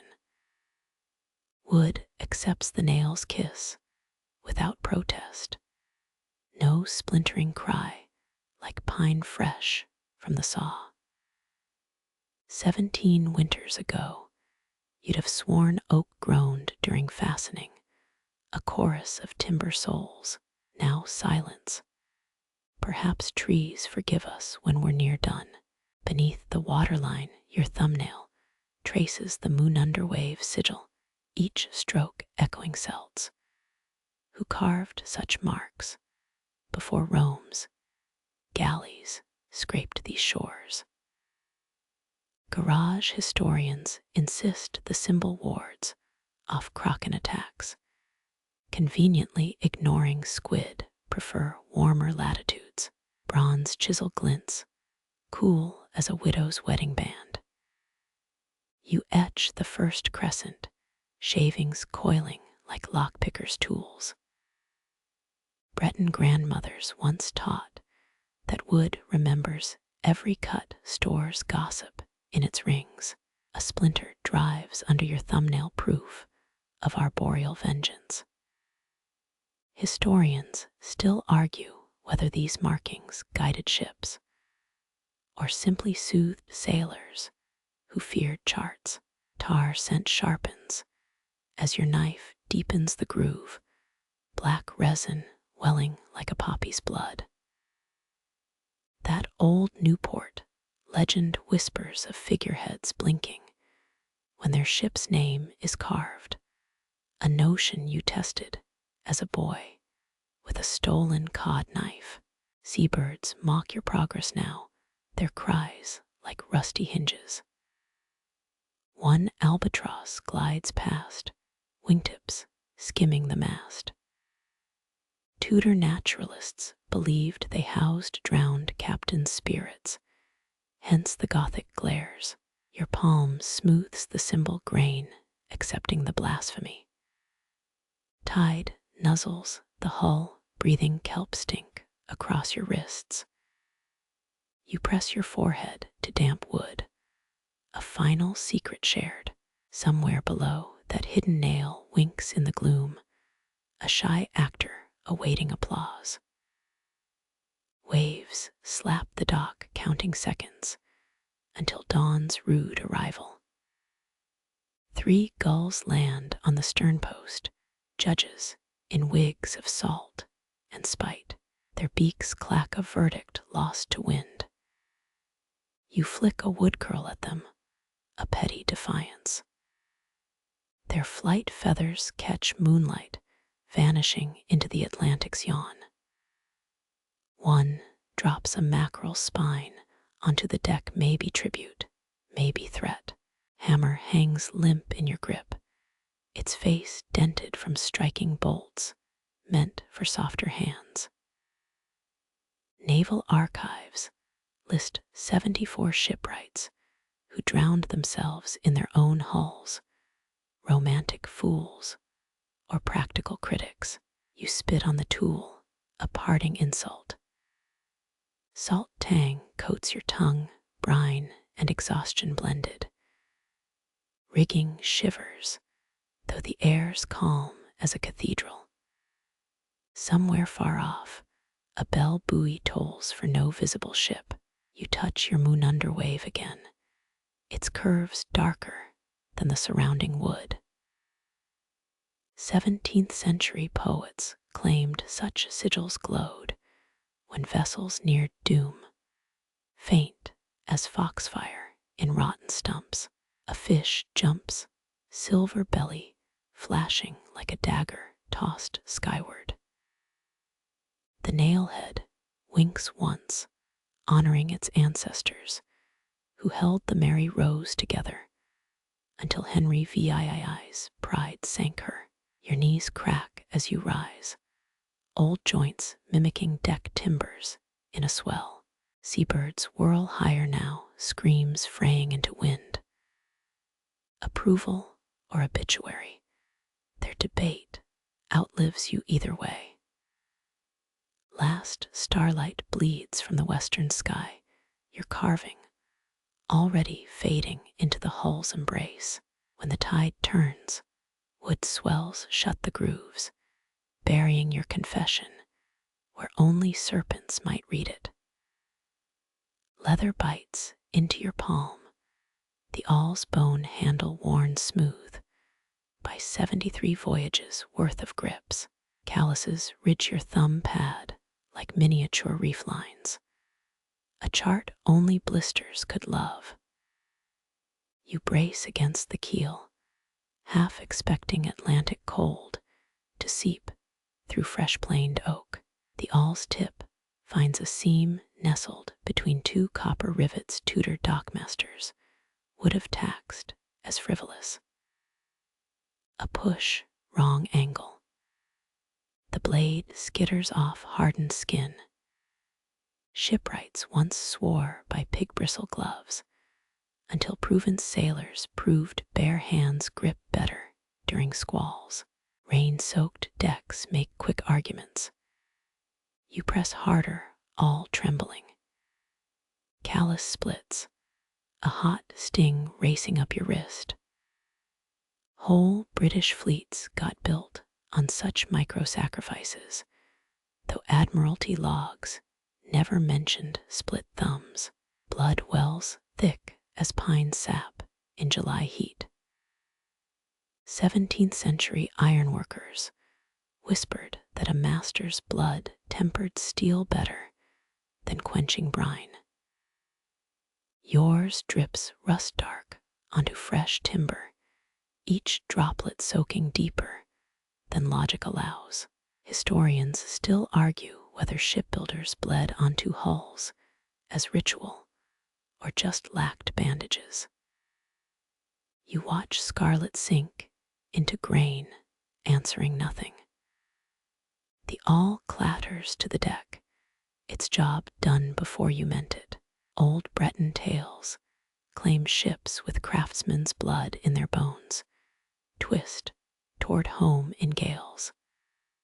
A fact fishermen tested by nicking fingers on new bows. North Sea merchants rolled their eyes, right, until they shipped Portuguese wine without spills. Your thumb throbs, counterpoint to the surf's lazy rhythm. You press the wound against oak, willing the sting to mean something. Tidewater laps the hull beneath smug as a cat licking cream.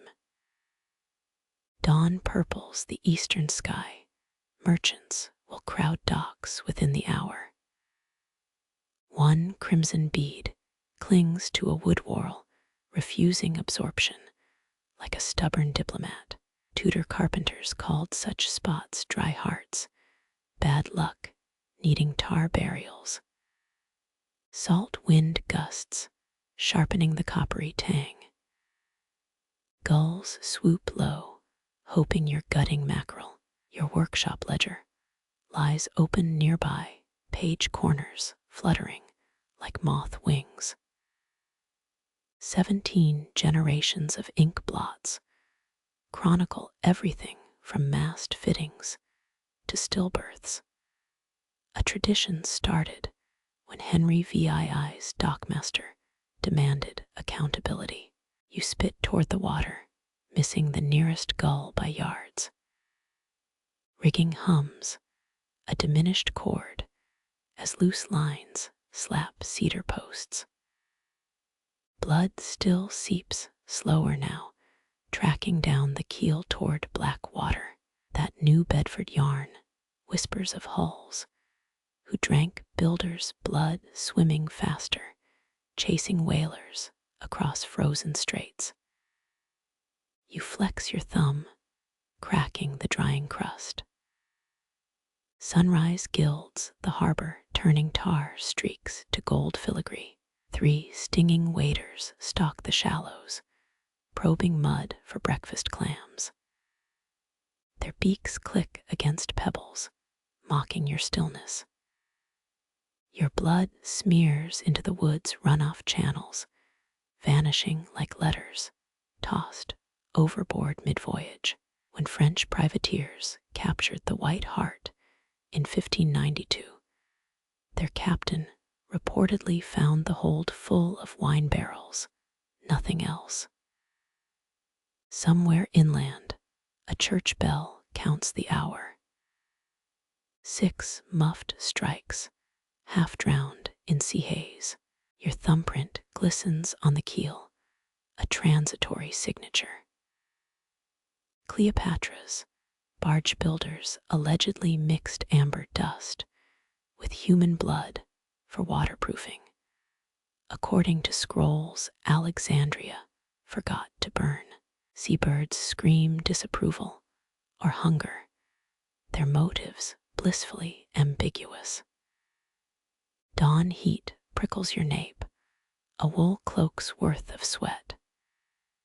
Ships named after Saints Creek in the harbor, halos of gnats orbiting their masts. That splash of crimson fades to umber beneath sunlight, blending with varnish layers.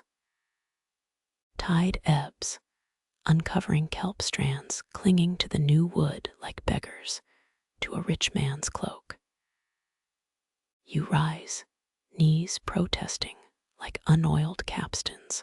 Blood dots the deck, 16 in all, a child's counting game. Shipwrights joked about christening fees while wiping gnarled hands on breeches, long before any admiral coined the term. 3 fishing skiffs, round the headland sails patched with flour sack cloth. Your shadow stretches seaward, inked long by low sun. The all lies where it fell, dignified in repose. Tudor dockyards issued 1 per apprentice, alongside a jug of onion poultice for splinters. You leave it gleaming, a steel needle stitching noonday light to brine-dark timber. Tide returns, licking the bloodstains to saltwater ghosts, merging them with 10,000 other voyages, forgotten wounds. The linen threads snag your fingertips, each strand dipped twice in melted beeswax that now cools to milky amber. Breton candle makers once traded wax for shipwrights, scrap oak, a barter system, outlasting 3 French kings. You twist 2 fibers together, feeling the wax resist like a child refusing medicine. Ship's cordage needs this sticky coating, proof against Atlantic rot that devours hemp faster than carpenter ants. Your needle pierces the mast's canvas shroud, anchoring the first stitch above where storm tides might claw. Tudor sailors carried waxed threads in bullet pouches, emergency repairs during cannon hails. The needle drags through tough cloth, fighting you like a minnow on a hook. Dawn reveals flaws your lantern hid all night, frayed edges, and asymmetric eyelets accusing your haste. Essex harbor masters preached perfection, then drowned drunk in their own docks by 40. You pull the thread taut, hearing beeswax whisper between tightened fibers. Some swore ropes soaked in brine lasted longer, though salt crystals cut hands to ribbons. Your stitches march up the shroud, a drunken line of soldiers after payday. 17th century riggers sang sea shanties to keep rhythm, each verse synced with a sailmaker's punch. The last stitch bites into cloth, securing 2 years' wear against gales. Rigging hums overhead, halyards slapping masts in a wind barely strong enough to lift gull feathers. That queer tale whispers through ports, how an Essex harbor master counted tides instead of stitches for luck. Ships built during ebb flows supposedly sailed faster, a claim proven only when wine merchants needed excuses for late deliveries.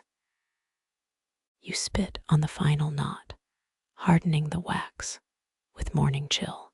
Your thimble taps the mast, a dull proclamation of work complete.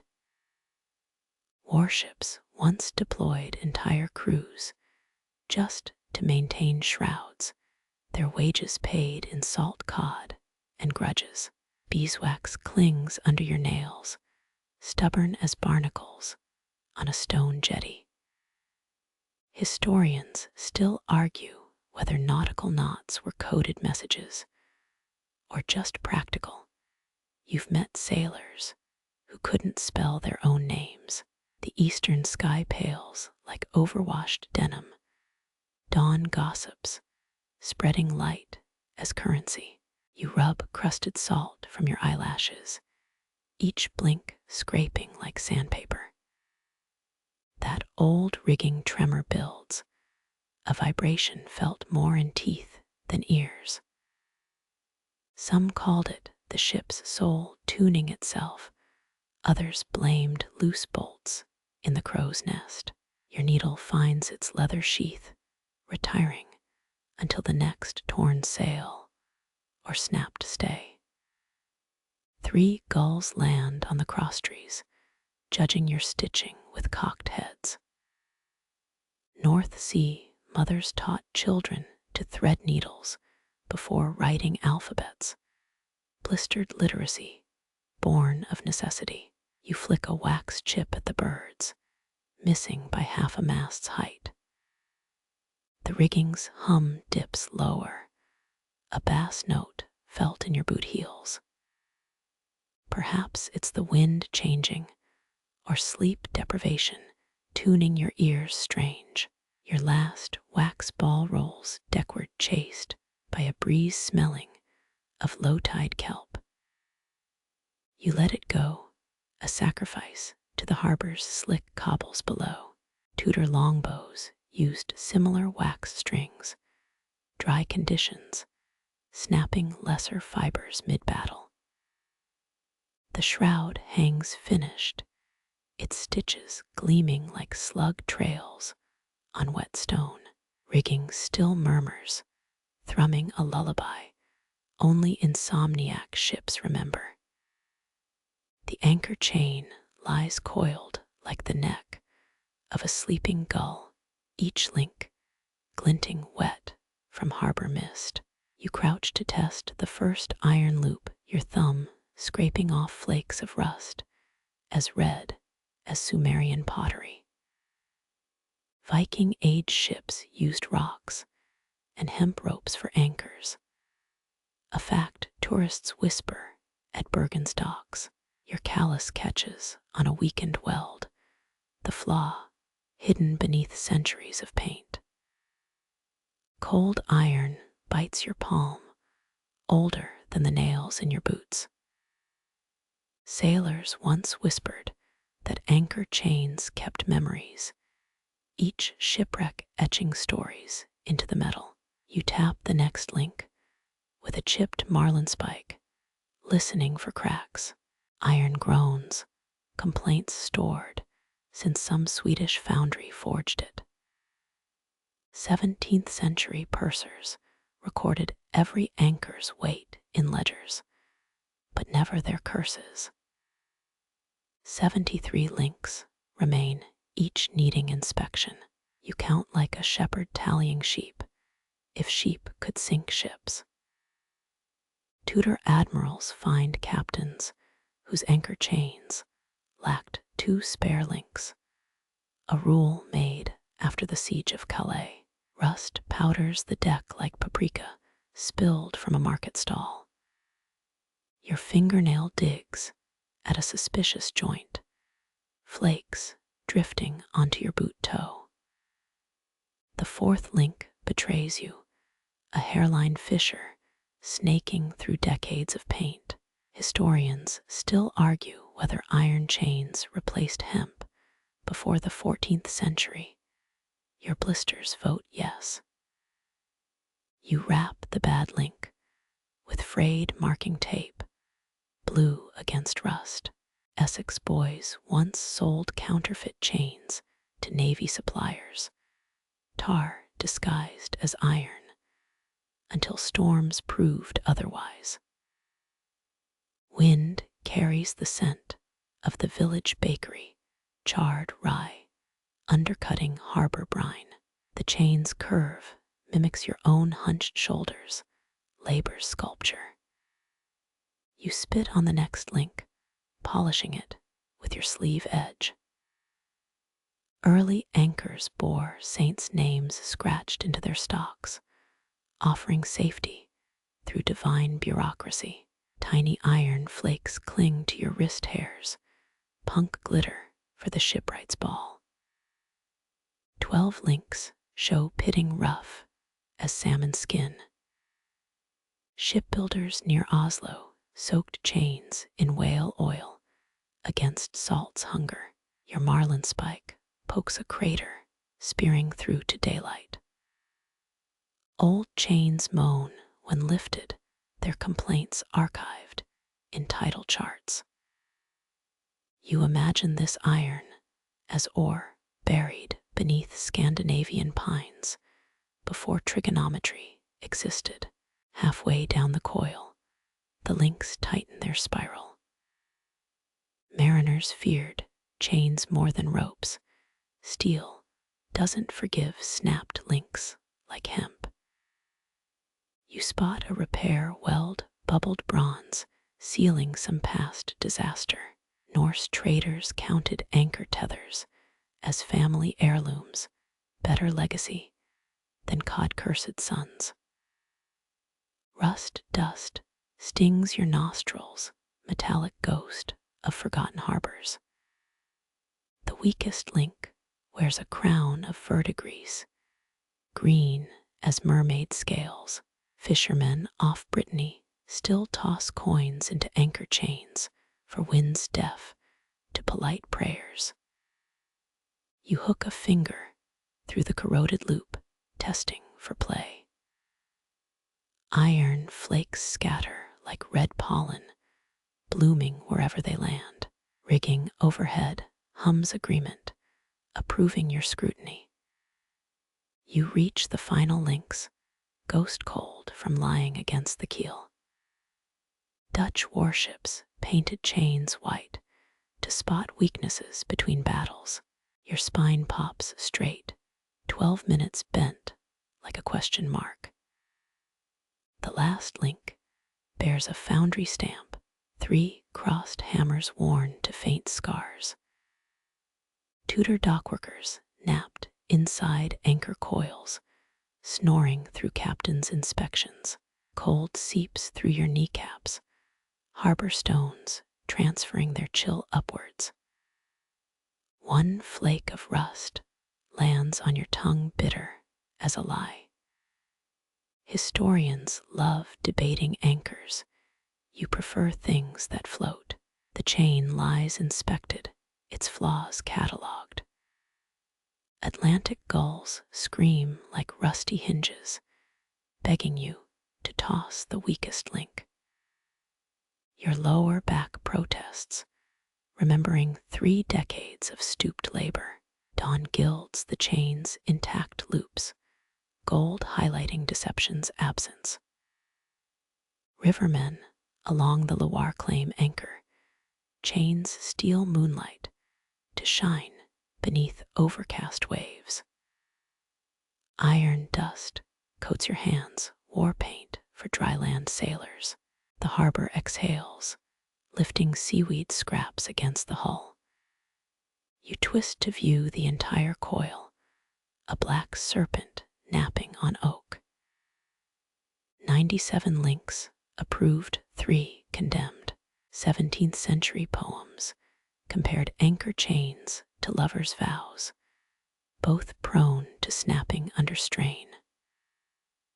Rust migrates to your shirt cuff, haunting the linen like old sin. Tide starts its crawl up the slipway, licking barnacles awake. One gull lands beside the chain, pecking at rust like its breakfast spice. You flick a flake at the bird, missing by a mast's width. Vikings buried anchors with their chiefs, though none were ever tested in Valhalla's storms. Your marlin spike clatters onto the coil, ceasing its metallic sermon. The chain will hold, or it won't. Phosphorus glimmers on wavelets beyond the harbor mouth, false stars for sinking men. You rise, knuckles brushing the cold iron serpent one last time. The morning air hangs damp against your neck. A hush broken only by the lap of tide against fresh lacquer. You turn from the iron coil, its inspection done, and face the prow. She watches you, her cherrywood eyes gleaming with dew or something deeper. Ship figureheads warded off evil spirits, or so Atlantic sailors swore between tempests. Her stare holds the weight of unmoved libraries, judging your every splinter choice. Your chisel hangs heavy, rawhide strap biting your shoulder. Dawn stains the horizon like weak tea seeping through linen, too cautious to commit. You approach the figurehead, her face tilted toward phantom winds. Carved petals cling to her hair, cherry blossoms frozen mid-fall. Tudor ships bore saints on their prows until Puritans declared them graven idols. Dust, motes swirl where your sleeve disturbs the air, tiny galaxies avoiding her gaze. Sailors whispered confessions to figureheads, believing them closer to God's ear than any priest. You touch her left eyelid, feeling the smooth curve where a knot once threatened to split the wood. Historians still argue whether the Voss's lion figurehead caused its fatal imbalance. Too much pride in the carving. Resin ghosts the air, pine sap weeping from her collar. 16 lanterns flicker on distant fishing boats, dim as childhood memories. Shipwrights once soaked figureheads in brine to keep the wood from cracking in desert winds. Your thumb traces the line of her jaw, finding no splinters to punish your skin. Morning watch is done, you mutter, and her mouth seems to tighten. A gull screams overhead, mocking your logic. Mediterranean captains painted eyes on prows, long before figureheads became art. Dawn strengthens, silvering the barnacles, crusting the dock posts below. You crouch, retrieving a sanding block from your tool roll. Baltic craftsmen used crushed oyster shells for final polishing, the nacre catching moonlight for night voyages. Her cheek accepts the grit, softening beneath your circles. Cherrywood hums low as a drowsy hive. Made you perfect, you lie smoothing a whorl where grain rebels. 18th century pirates beheaded captured figureheads to cripple enemy ships' luck. Resin beads on the sandpaper, amber tears you wipe away with your sleeve. Nautical twilight fades, exposing the frayed hem of night's cloak. Figurehead hair curls exactly as Marie-Anne Lafarge wore hers, though historians deny the sculptor's muse was a poisoner. You blow sawdust from her ear, the motes spinning into sunbeams. Dock boards creak underfoot, shifted by the tide's slow yawn. Dutch bargewives scrubbed figureheads with vinegar, scouring away jealous mermaids' curses. Your back protests as you reach her temple, joints cracking like kindling. She's colder than the anchor chain, despite dawn's pallid warmth. 10 generations in this harbor, yet none carved eyes that followed you quite so intently. Warship figureheads wore armor during battles, tiny cuirasses hammered by blacksmiths drunk on duty-free rum. Far off, a church bell chimes single notes, testing its voice. You step back, inspecting the seamless sweep of her chin. Shipwrights blamed cracked figureheads for sinkings, never their own warped keels. Your shadow stretches across her brow, brief eclipse of wooden sight. Sunlight bleeds across her shoulders, gilding robe folds carved when America was still a whisper. Fishermen claim certain figureheads weep before storms, salt streaks mistaken for rain. You squint, searching her eyes for proof. Dawn advances, pushing night beyond the headland. Victorian ladies, knitted miniature figurehead stockings, charity for bare-breasted pagan ladies. A wavelet slaps the hull, sounding like applause from another shore.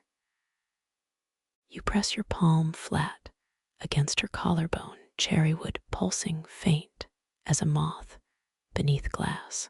Scholars write papers on her. You write blisters into calluses. The first true ray of sun strikes her pupil, igniting a spark that wasn't there before. Gulls wheel shrieking at the exposed light. Your skin smells of resin and tidal flats, scent of Sunday mornings spent kneeling before wood. She smiles now, or perhaps it's the shadows retreating from her lips. Almost time, you tell her, a secret between carpenters. The village stirs, iron gates grinding open, ropes slapping masts in unison. You pocket the sanding block, its work complete. Horizon blushes, color seeping from peaches, left too long in the sun. One stubborn star glimmers above the figurehead's crown, refusing to abandon its post. Shipwrights, apprentices kissed figureheads for luck before launchings. You touch 2 fingers to your lips, holding them an inch from her forehead. No, you decide, lowering your hand. Polish glows where oil meets dawn, the grains swirling like trapped storms. She watches land, ignoring the impatient waves. Your shadow slips backward, ready to abandon you for deeper waters. A dog barks, 3 sharp declarations unanswered. Her cheek remains flawless, splinterless after your ministrations. You imagine her mouth softening, wood relaxing into its final form. The sun lifts fully now, burning away the last gray hesitations. Harbor mists retreat toward deeper channels. You lean your brow against hers, hot skin meeting cool grain. Safe passage. You murmur words soaked in 3 decades of sawdust and salt. When you step back, dawn clasps the figurehead, entirely blinding as a lover's farewell. Dock planks vibrate, a trawler engine coughing to life down the pier. Her eyes reflect the sun, double flares against cherrywood darkness. Tide licks higher soon to taste fresh lacquer. You turn away, the light pressing between your shoulder blades like a farewell hand. Rigging hums the first note of a shanty, one you'll never place. Her gaze bores into your retreating spine, guardian and monument. Dawn bleeds across the headland, pale fire, consuming the last of night. The sea sighs, ready to swallow all unspoken words. Half moon bleeds silver across the hull's curve, light pooling where oak swells pregnant with voyages. Your boots scrape backward, dock timber groaning under retreat. Breton shipwrights favored applewood ribs for their flex against winter gales, though none bend like memory does. Planks ripple, wet shadows blending seam into seam, until the ship becomes one murmuring beast. Distant surf mimics your own breath, slow exhalations timed to tide's pull. Rain barrels squat near the prow, whooped with rusting iron. Maltese dockworkers once swore a full cask of fresh water lured kinder winds. You blink, and the hull's true shape dissolves, leaving only a silhouette gnawing at the stars. Historians still argue whether Viking longships used animal fat or fish oil to seal their hulls. The stench of either would curdle modern noses. Your chisel rolls against your palm, stem scarred from 3 decades of misplaced strikes. Midnight licks sweat from your nape, salt tracing paths only moonlight knows. Some claim half-moons birth shipwrecks, splitting a captain's attention between dark and darker. You spit, a black arc swallowed by harbor scum.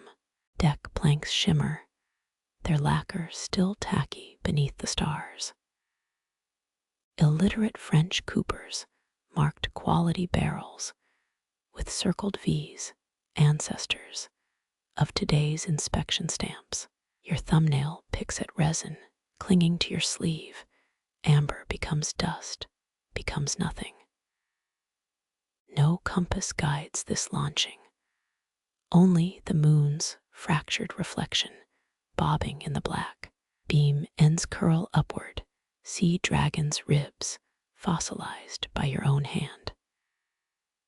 Fishermen whisper about vessels built during half-moons, how they slip between worlds when fog thickens. You count 11 caulking mallets piled near the stern, though you own only 10. The ship inhales, wood contracting as dew seeps into grain. Northwind tugs at loose rope ends, sailors' fingers plucking invisible strings. Breton lore claims stepping backward off a dock prevents jealous spirits from following home. Your heel finds air where solid wood should wait, balance teetering for 1 star-drunk second. Rigging hums 3 notes lower than usual, as if mourning a departure you can't yet see. Planking blurs again, barnacle shadows merging into phantom scales. Mediterranean traders nailed dried squid to prows, hoping their terror scent repelled krakens. You rub your eyes, knuckles grinding into sockets, but the vision holds. You'd swallow me whole. You tell the hull, the oak's murmur vibrating through boot soles. 18 apprentices died building Louis XIV's flagship, crushed beneath warped beams, or fading from marsh fever. A bead of tar weeps from the keel, black tear you don't bother to catch. Clouds gnaw the moon's edge, dimming the ship's silvered skin. Shipbuilders in Bristol timed launches to high tides, believing Neptune favored generosity. You crouch peering at the waterline where fresh wood meets hungry brine. Barnacles already gather there, pale crust like a dead man's grin. Cat's paw dumped ledger pages down on the key, ink bleeding into fish guts. The hull breathes, or perhaps that's the harbor sighing beneath it. Far off, a drunkard's song braids with gull shrieks.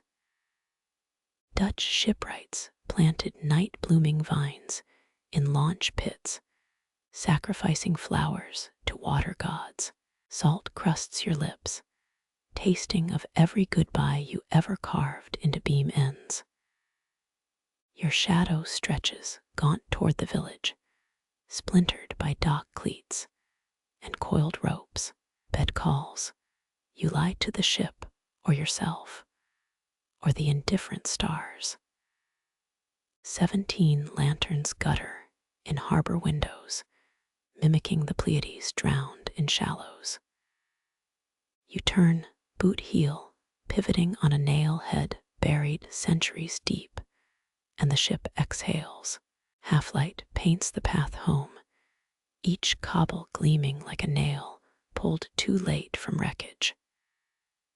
You glance back once, and the hull is only wood again, its belly flat, where moonlight skims away. Planks settle their murmurs, fading beneath the tide's shrug.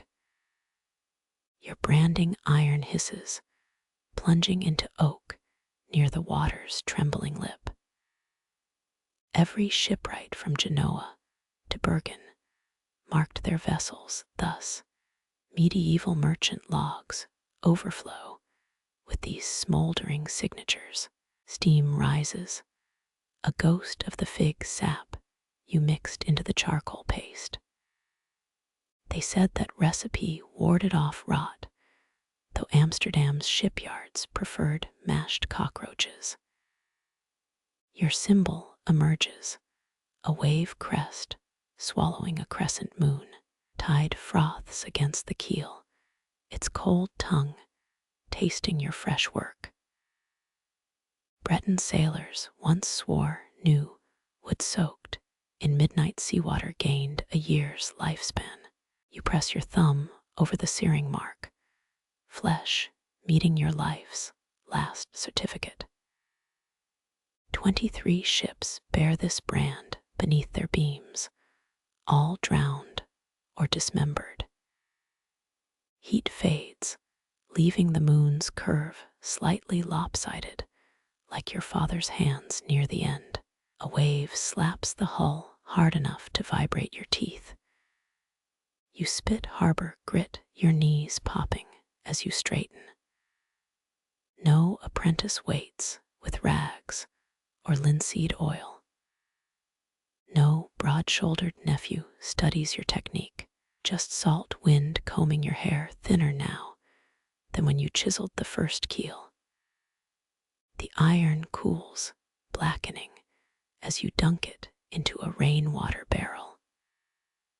Steam screams, startling a gull off the sternpost. Some say branding irons sing louder for final voyages. Nonsense.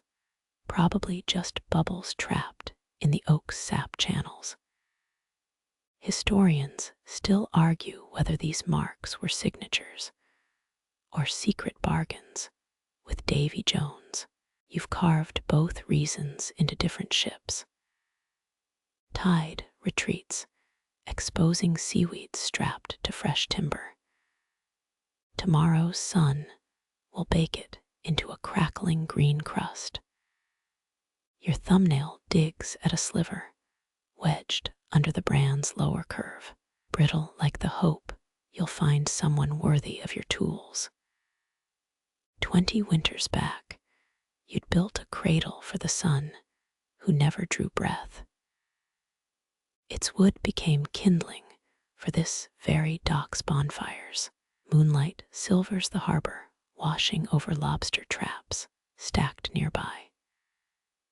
You count 16 of them, the same number your father's boat could carry before the squall took him. They say Breton winds memorize the dead's favorite songs. Tonight it hums the shanty he sang, while caulking seems the one about mermaids stealing left boots.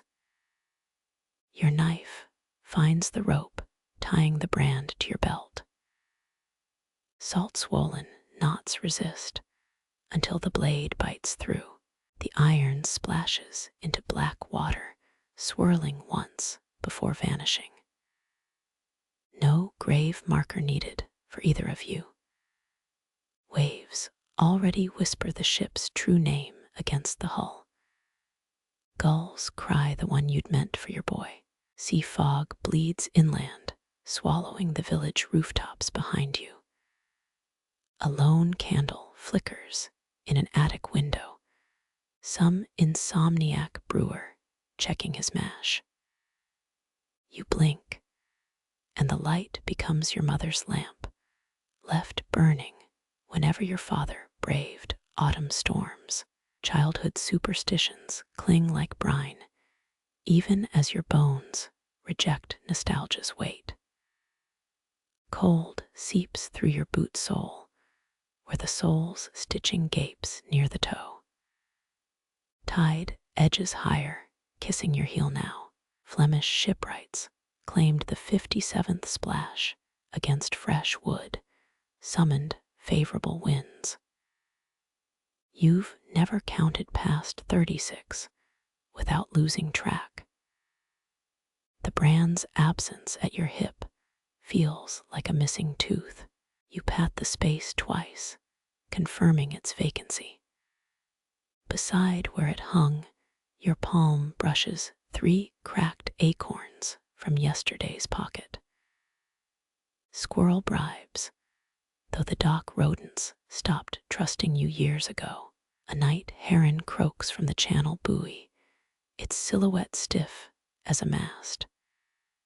You mimic its cry, the sound unraveling into laughter. Brittle like this boat's maiden voyage will become November. The bird flies off, indignant. Rain begins, needle-sharp pricks on your scalp. No clouds visible, just moisture wrung from the fog itself. Breton elders called this harbor weeping, when dockside air grows heavy with farewells. You flick water off your wrist, aiming for a barnacle-crusted piling. Miss Tide reaches the brand again, licking its edges with foam. Fresh oak darkens, drinking seawater like orphaned calves do milk. Your eyes trace the moon and wave symbol, already blurring under salt's relentless tongue. Soon, it'll resemble a child's doodle in wet sand. Your tongue finds the cracked corner of your lip, blood's iron tang sharpening the air. Fishermen's wives once paid silver for drops of shipwright blood, stirred into their husband's grog for luck. The coppery spit you launch toward the mark misses, plinking into darkness. West wind gusts, carrying the bleat of old man Ceres's goat from shore. Trouble beast used to gnaw on your hemp ropes until you rubbed them with peppercorn paste. You should have left the animal a farewell cabbage. Too late now, rain strengthens needles becoming nails. Waves slap the dock's pilings, their rhythm matching your heartbeat when the fever nearly took you at 12. Survived that only to drown tonight in drizzle and retrospect. Your chuckle rasps, a bad sheath knife on wet stone. The brand's charred lines weep black tears as tide embraces the hull. Saltwater marriage binding wood to ocean without priest or witness. You untie your other boot, balancing on the slick plank, a foolish urge to press bare soles against the wet mark, like sealing a promise in blood and brine. Lightning forks over the headland, silent as a cat's stretch. Thunder waits counting. Breton shipwrights timed launch days by storm gaps. 6 heartbeats between flash and crash meant smooth seas ahead. You tally 5 before turning inland, boots dangling from one hand. Tongues of seawater stroke the fresh mark, your legacy dissolving before the final plank dries. Gulls stalk the stern post, balancing on rain-slick wood with contemptuous ease. Their claws scritch against fresh lacquer, protesting your lingering presence here at the edge of completion. Breton fisherfolk once paid children a copper per dozen gulls killed, protecting their drying herring racks. You dig into your apron pocket, scattering dried herring scraps like bone-colored confetti. One gull swoops, snatching fish flesh midair without touching the dock. Show off. You recognize the notch in its beak, same pest that stole your mutton pie last solstice. Historians still argue whether sailors fed gulls from superstition or just to keep the winged rats from defiling rigging. Your father claimed it prevented them from crapping on figureheads. The birds bicker over scraps, their cries sharp as rusty nails dragged across slate. A particularly bold juvenile hops onto your tool chest, head cocked with piratical glee. You flick wood shavings at it, missing deliberately. Breton lore insists gulls carry drowned men's souls between harbors. This one's definitely got some drunk deckhand spirit. It wobbles sideways like a man fighting a rocking deck. Rain mists your neck, cold as a jilted mermaid's kiss. You crush the last herring scrap between thumb and forefinger, letting crumbs shower the dock. 17 winters back, you'd crawl these planks after the fever, dropping bread for gulls to prove you still breathed. Their feathers brushed your trembling hands, oil slick and alive. The bold gull snatches a crumb near your boot, yellow eyes daring you to object. You murmur the crude Breton rhyme mother used to shoo pests, words tasting of kelp and childhood amusement. The bird blinks, unimpressed. Ship's cats were smarter, but your last drowned in a tar vat years ago. You still find orange hairs in your mallet's grip sometimes. Tied nips at the dock's supports, each wavelet hissing through barnacle teeth. Gull shadows stretch long over the stern black smears against moonlit oak. Scholars debate whether Vikings navigated by watching seabird flight paths. But any fool knows gulls circle fishing boats like flies on a carcass. Your boot nudges the tool chest, sending the bold gull flapping.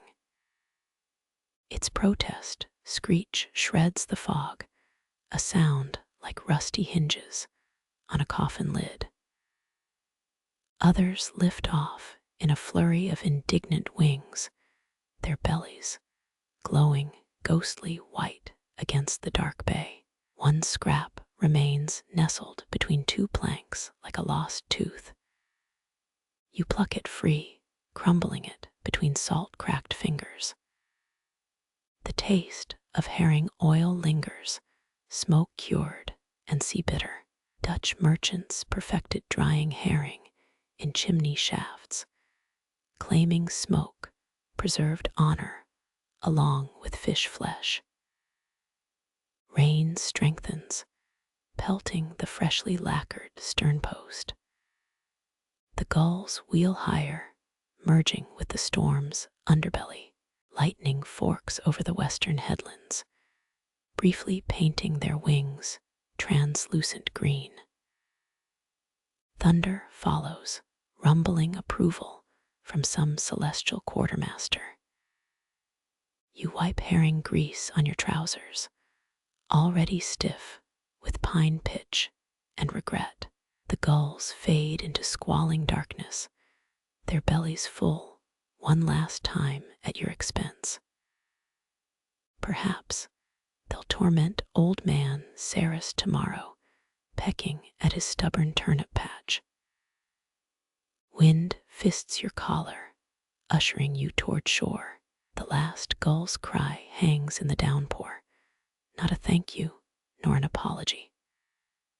You raise an empty palm skyward, a jesting salute to their thieving majesty.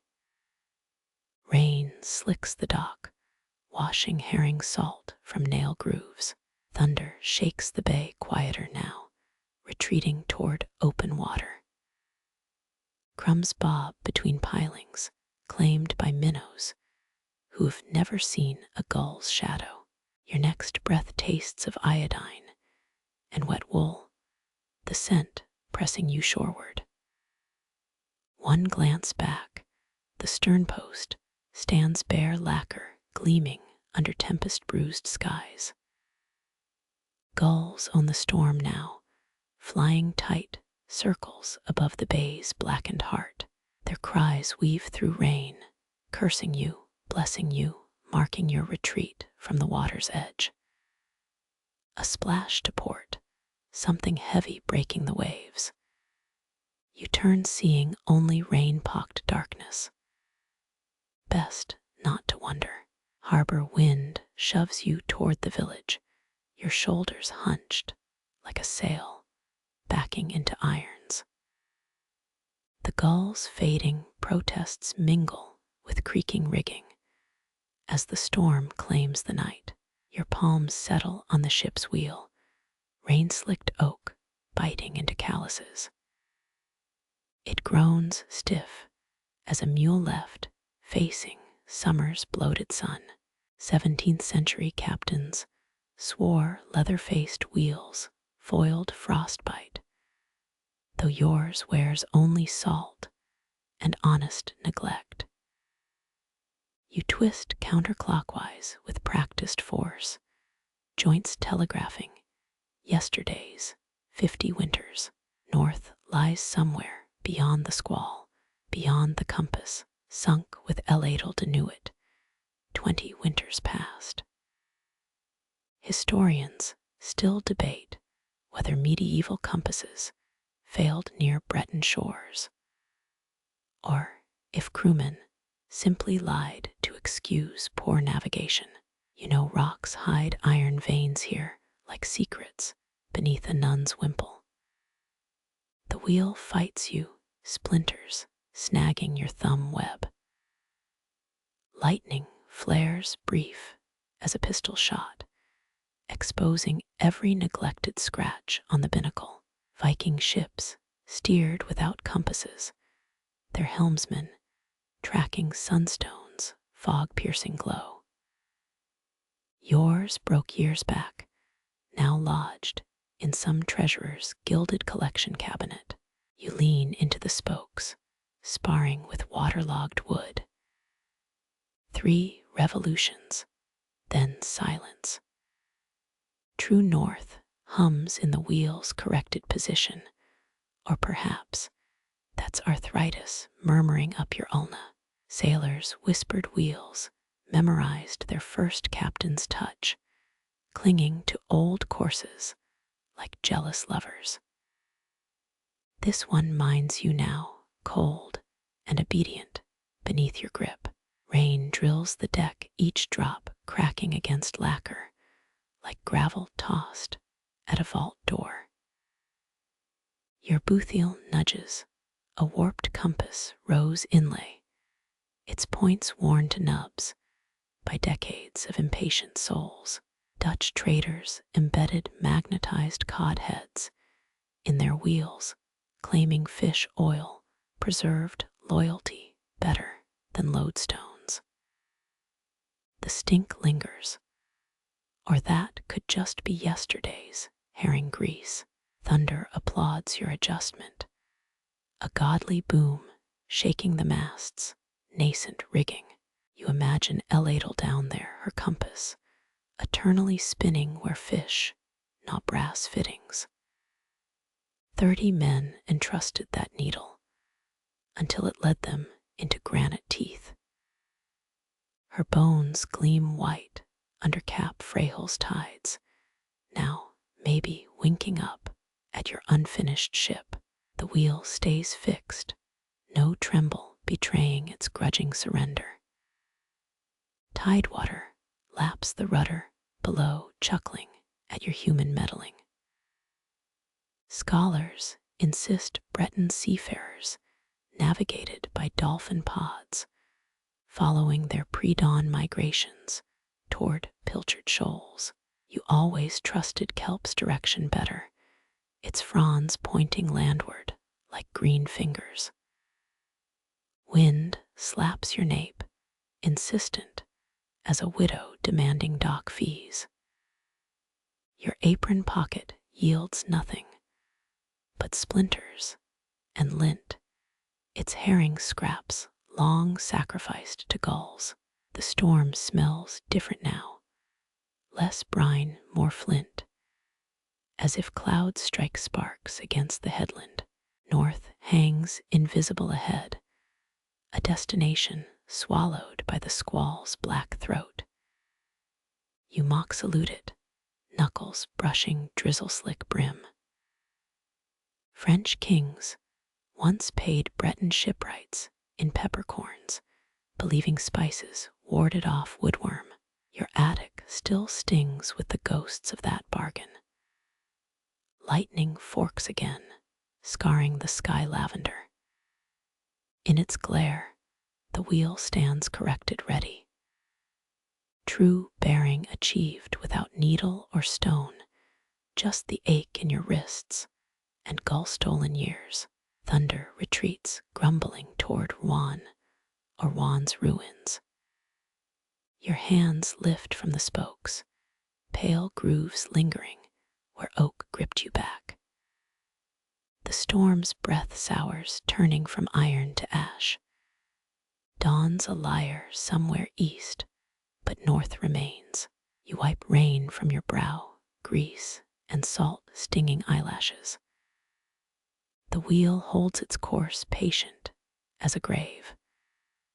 Compasses drown, ships rot, kings stiff their craftsmen, but oak remembers true north in its marrow, and so do you.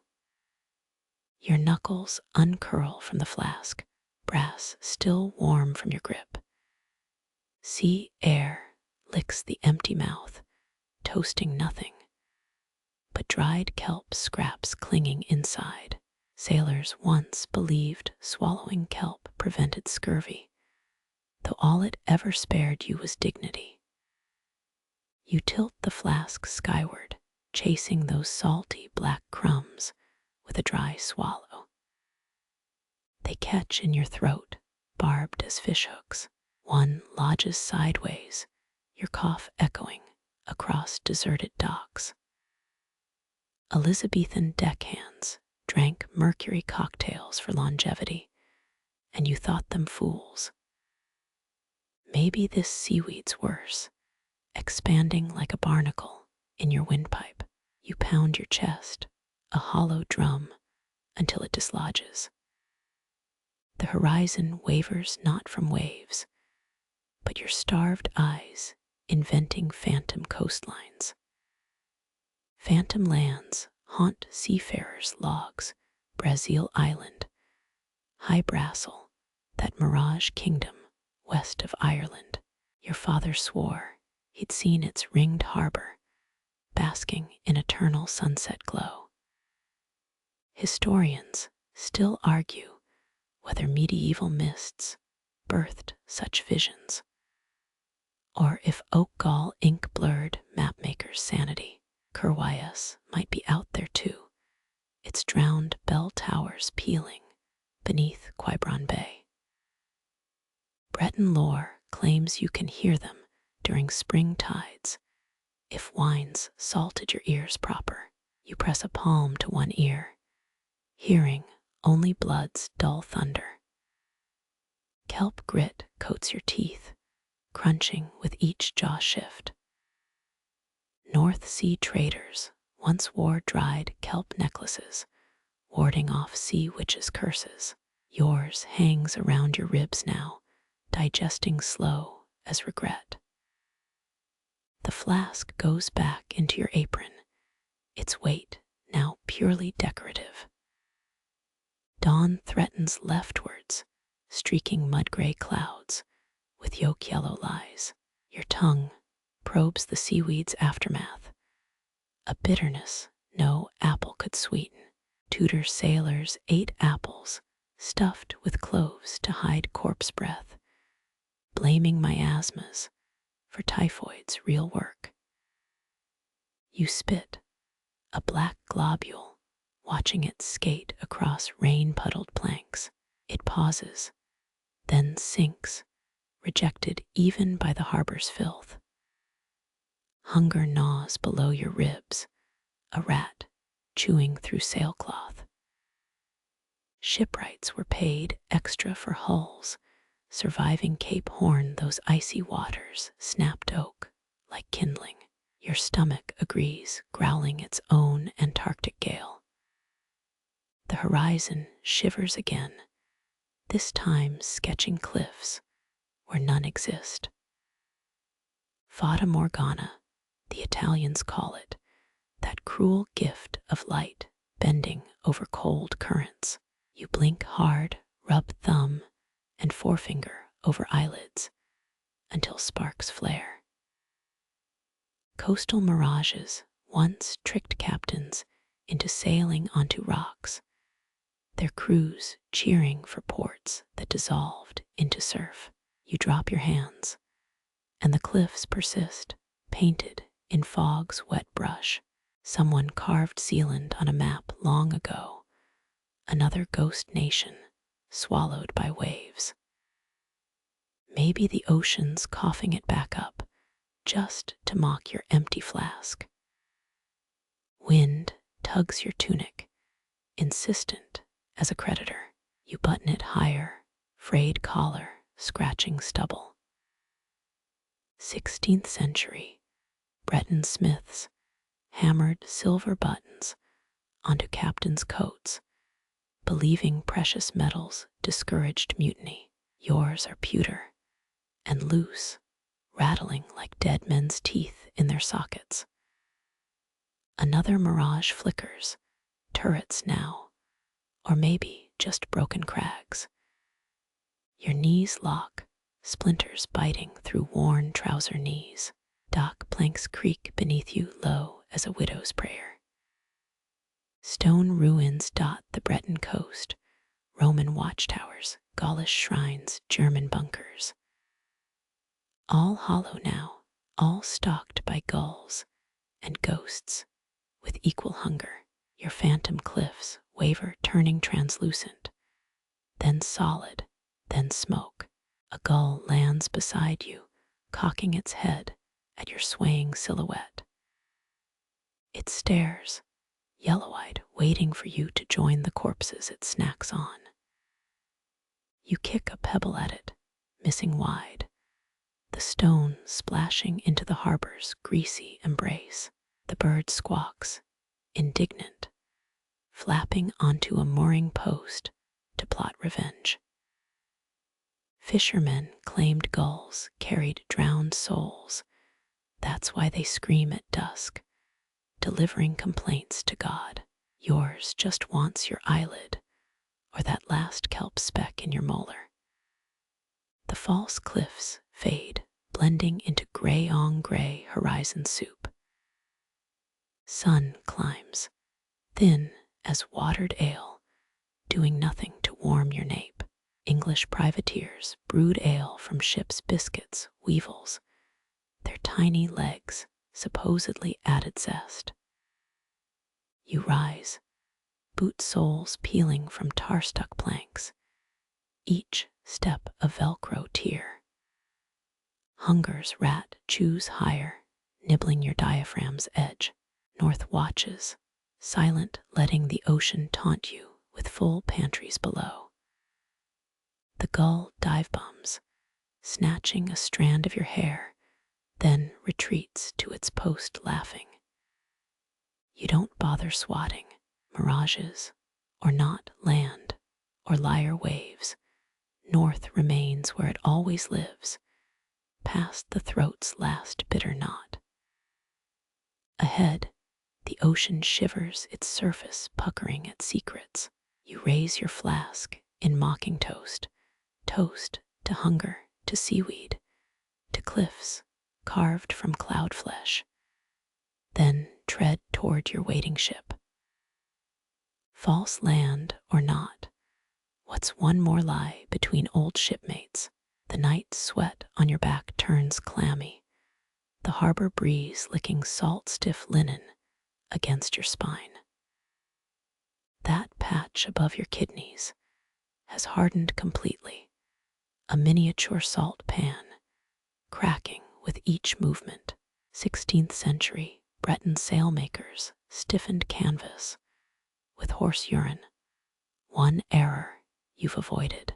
You arch, vertebrae popping like green wood over flame, palms pressing the ache below your ribs.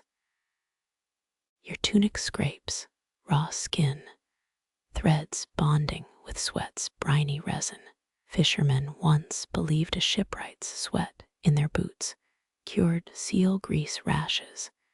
You'd make a fortune if true. The garment stands by itself when you peel it off, propped against a sawhorse, like an obedient ghost. Leaning back, you let moonlight finger the gull tracks crisscrossing your shoulders.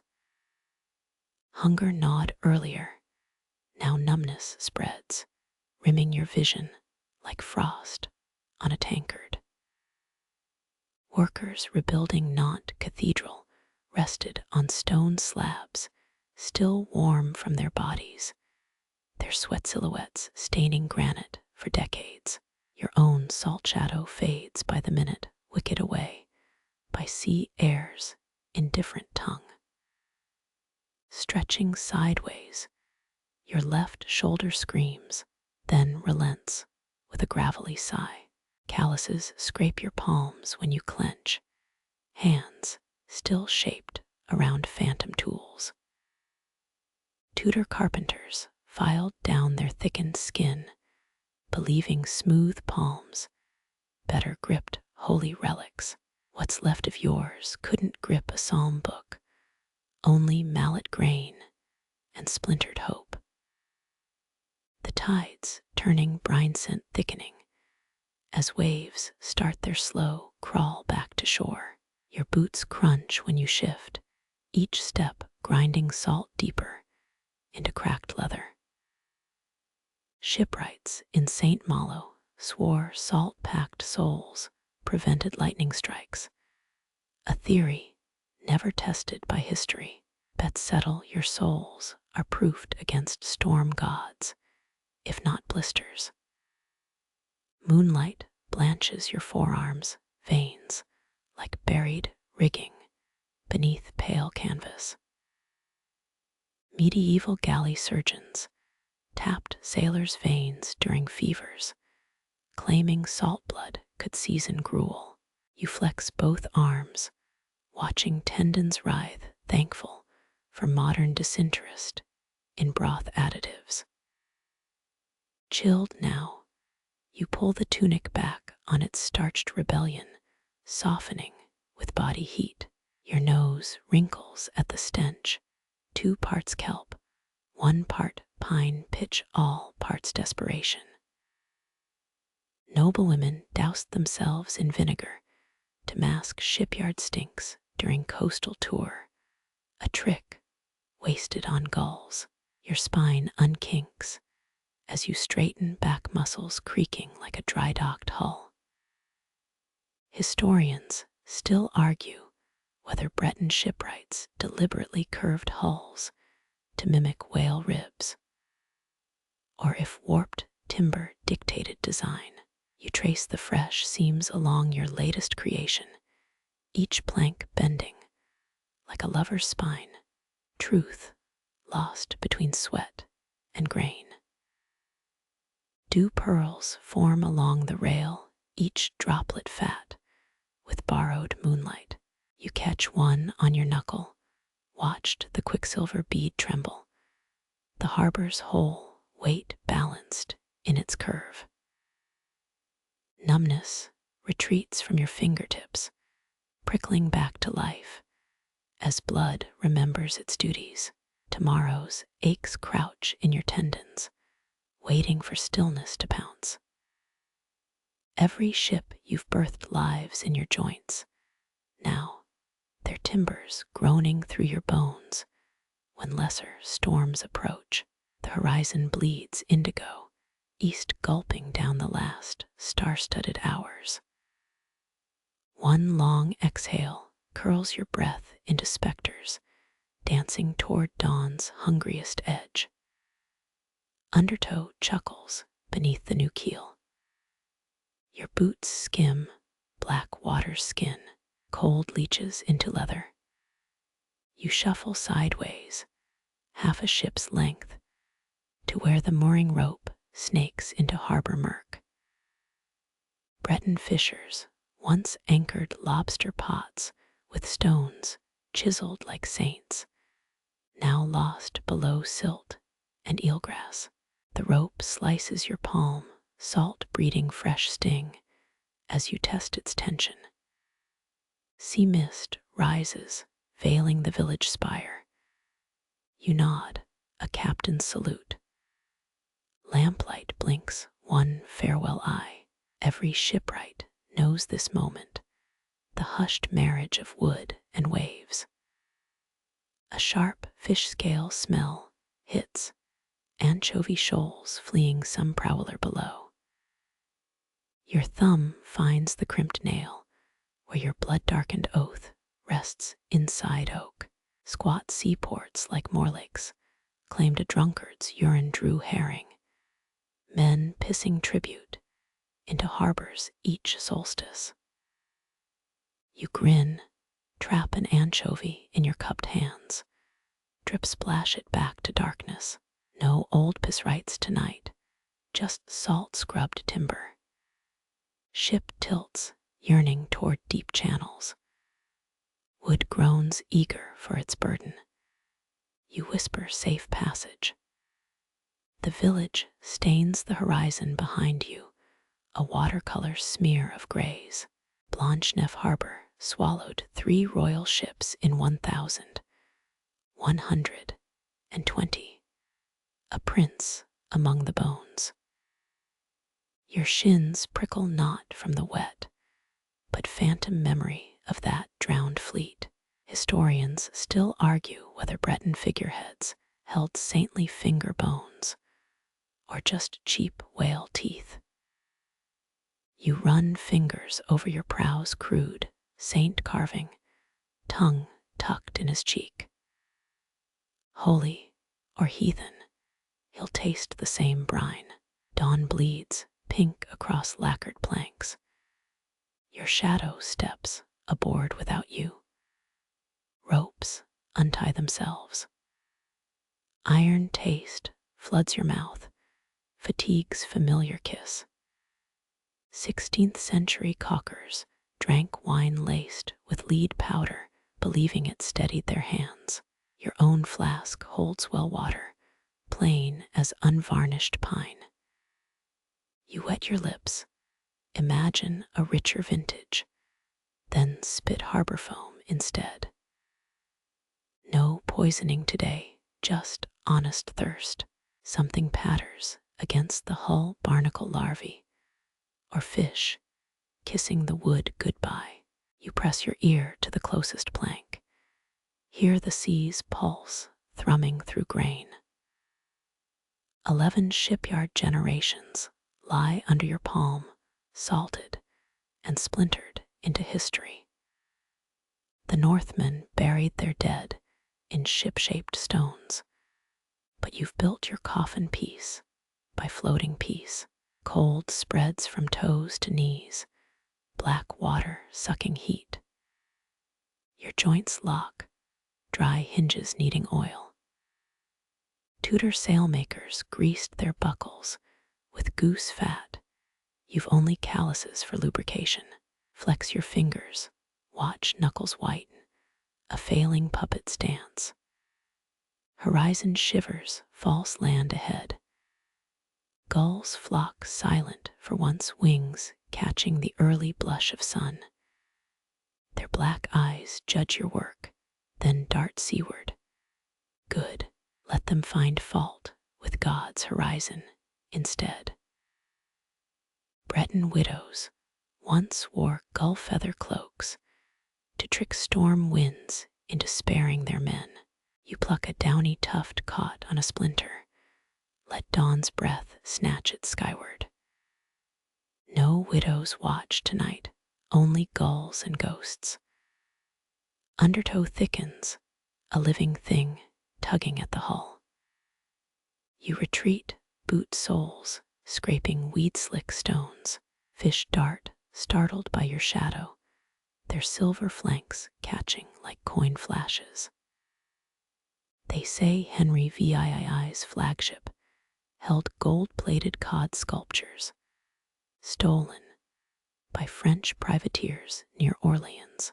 These darting scraps would shame such gaudy trophies, alive and urgent. Saltaire rasps your throat raw kindness compared to royal guilt. Docks creak, an old song. Your tools lie scattered, abandoned, where the tide might claim them. Let some future scavenger wonder what hands gripped these handles, wore these grooves. Roman shipwrights in Marseille branded their tools with smirking phalluses for luck. Your own mark is simpler, a thumbnail dent on the mallet's haft. First true sunlight pierces, the village church window flaring copper, then gold. Workers swore Joan of Arc's sword glowed in such dawns, forged from meteorite iron. You shade your eyes, turn seaward, where no holy swords gleam, just water and your ship, and the ache between. Your shadow stretches thin as old varnish, reaching toward the retreating dark.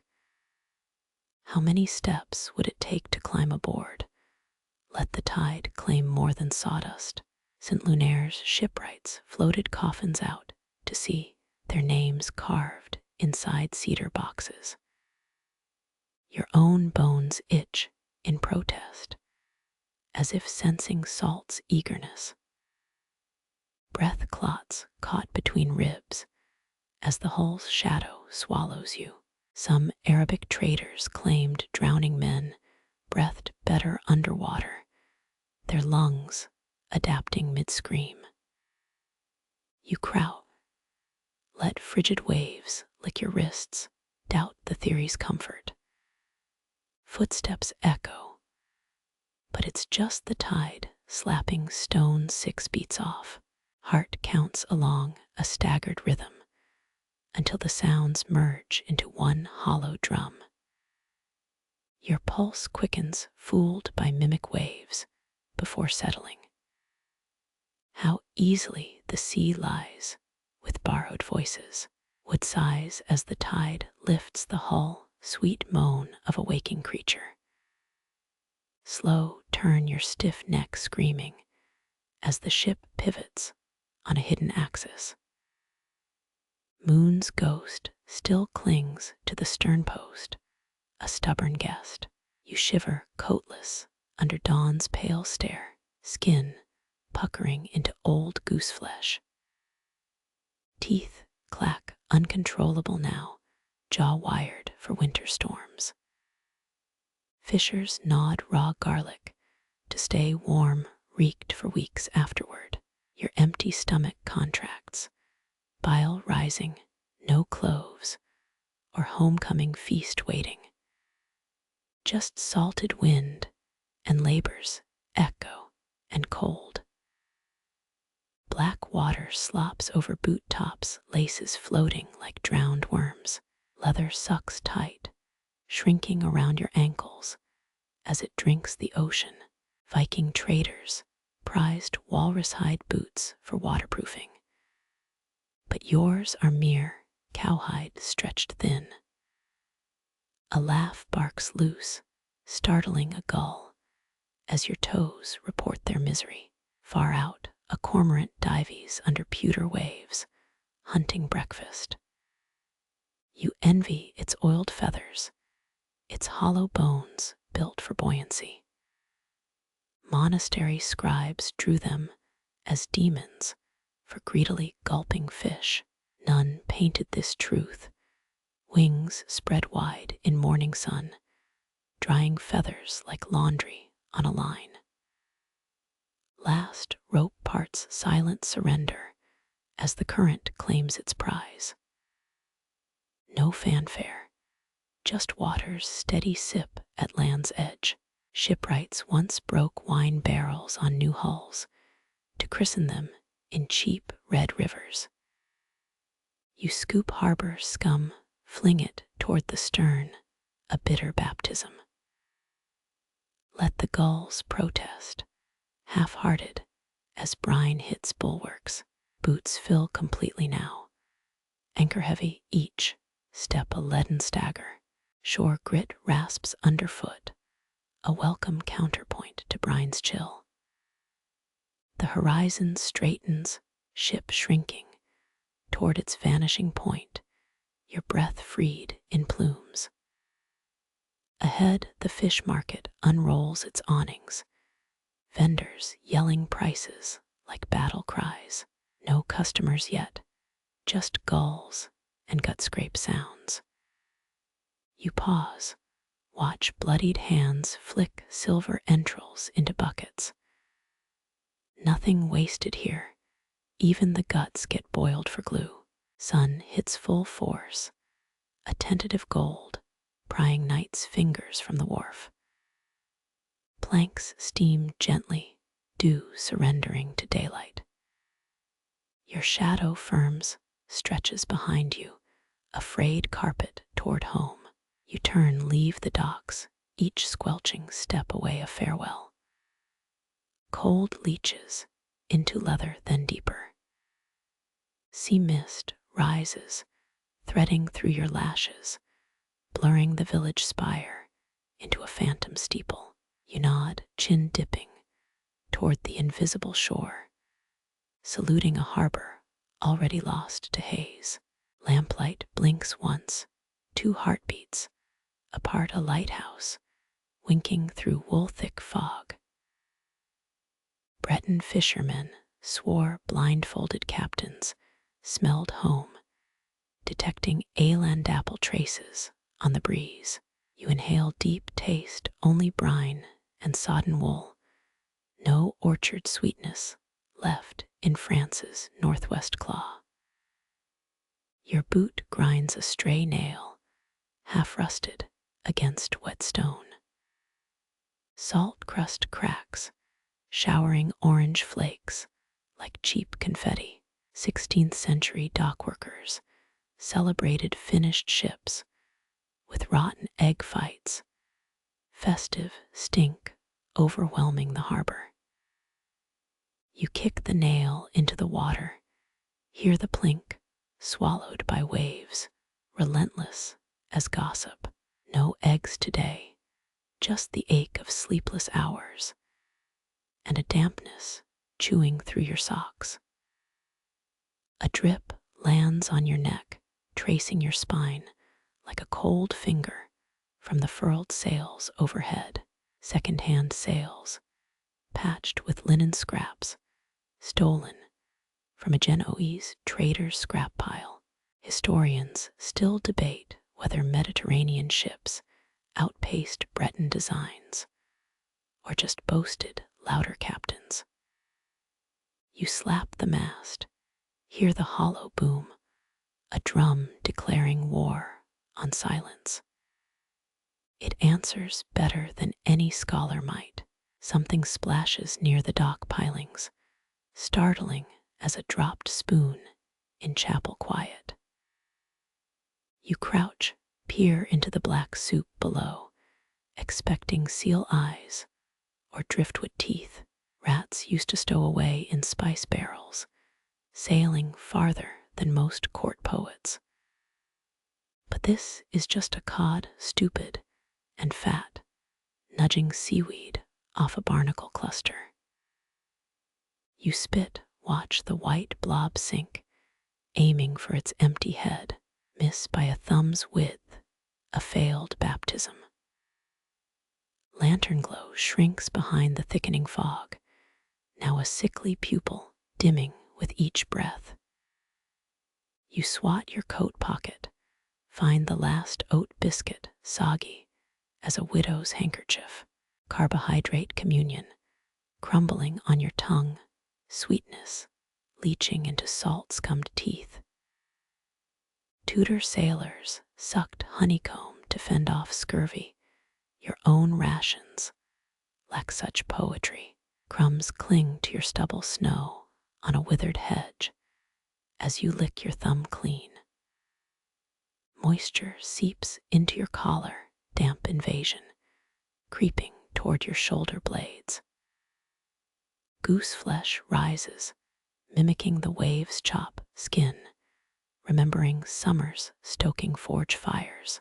Breton smiths etched tiny crosses on warming stones, protection against rheumatic prayers. You rub your collarbone, feel the old scald scar there, your only holy mark. The village bells begin their sluggish peal, 9 thumps muffled by the fog blanket. Too late for warnings, too late for anything, but slow unraveling. The ship groans, a lover's complaint, straining against its ropes. You trail your fingers along the gunwale, splinters snagging your cuticles like the land refusing release. Viking funerals lit pyres aboard anchored ships, spectacular send-offs, gifting ash to the wind. Your vessel earns no flames, just a gradual fade into coastal gray, a ghost sentenced to haunt no one. Wood creaks beneath your boots, musical stress, as you shift weight from heel to arch. Dawn should have torn this mist apart by now, should have scalded the haze into retreat. Instead, the world stays milky, blurring horizon from sky from sea.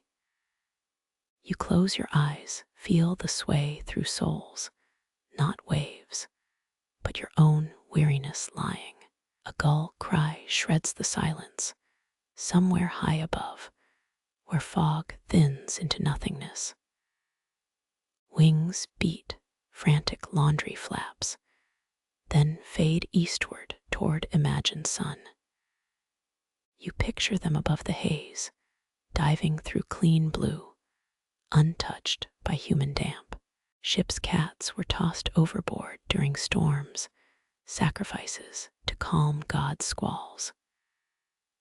No cats here, just you and the gulls, and the mildew festering in the hold. Rope burns sting your palms, suddenly, angry reminders of yesterday's labor. You press them to your mouth, taste hemp and iron, swallow curses meant for the sea. Medieval cordage makers soaked ropes in horse urine for supple strength resisting decay. Your own fibers lack such pungent conditioning, doomed to fray sooner than most. Salt rimes the braided strands, white as plague pustules, glistening under false dawn's glare. The final lantern winks out, engulfed, as fog smothers the shore hole. Dark thickens, shifted only by the water's glassy sheen, an oil spill of black and pearl. You blink, retinas conjuring phantom sparks, remnants of last night's forge visions. Some claim Joan of Arc saw saints in such retinal flashes. Your own eyes invent nothing but blur. Another gull shrieks, closer now, a peevish guest demanding breakfast. Your stomach cramps, empty as a beggar's coffers, twisting around biscuit dust and bile. 6 rats once ate a sailor's toenails off as he slept, or so tavern tales insist. You wiggle your toes inside waterlogged boots, feel all 10 digits intact, small mercies. The ache spreads upwards, nestling under ribs, companion to the cold gnawing your bones. A hiss comes from below deck air, escaping some hidden cavity, like a dying man's last confession. You kneel, press your ear to the planks you carved under last winter's moon. Listen, they murmur of sap and shade, of roots clutching cliffs, long eroded, stories only trees recall. Historians still argue whether shipworms or storms doomed more armada vessels, nature's dual jaws. You know the answer: both, always both, hungry as winter and just as endless. Nails in your pocket grow heavy, a dozen iron shards clinking like ill-gotten coins. You fish one out, roll its cold cylinder between thumb and forefinger, brief warmth stolen from flesh. Dutch ships used copper nails to outwit rot. Your own iron ones blush with rust after a single tide. Toss it overboard, watch it vanish. No splash audible over the sea's wet breathing. Another follows, then another, a hail of surrenders swallowed by the deep. Sweat chills along your hairline, a frozen crown trickling past your temple. Wipe it with a sodden sleeve, rough canvas, dragging skin raw, no relief granted. They say Admiral Nelson's empty sleeve unnerved his crew, a flap of cloth whispering of mortality. You glance at your own intact arm, willing it stronger, as sea spray peppers your cheek. The ocean grants no reprieves, not for admirals, not for shipwrights, not for anyone. Cold locks your knees, joints rusted tight, as fog presses wet palms over your eyes. Breathe through your nose, air thick as burial shroud linen. No freshness left in the world. The village exists only in memory now, bakers, ovens, and laundry lines, all dissolved by mist. Your last fire, banked 6 hours ago, dwindles to ash in a distant hearth. What does a hearth matter when the sea owns your bones already? A wavelet slaps the hull sharp as a schoolmaster's ruler, startling you backward. Hands flail, catch the mast, splinters biting deep as you cling. Heart gallops, rib cage a unstable raft as equilibrium fights the deck's sly tilt. Old sailors chewed tobacco to steady their nerves. You've only spit and regret. Swallow the sour fear. Straighten your spine, flagpole defiance. In a world of bending reeds, shapes move in the fog, jagged shadows, resolving into mere dock posts and abandoned barrels. Eyes deceive when light starves, conjuring terrors from toothless mundanity.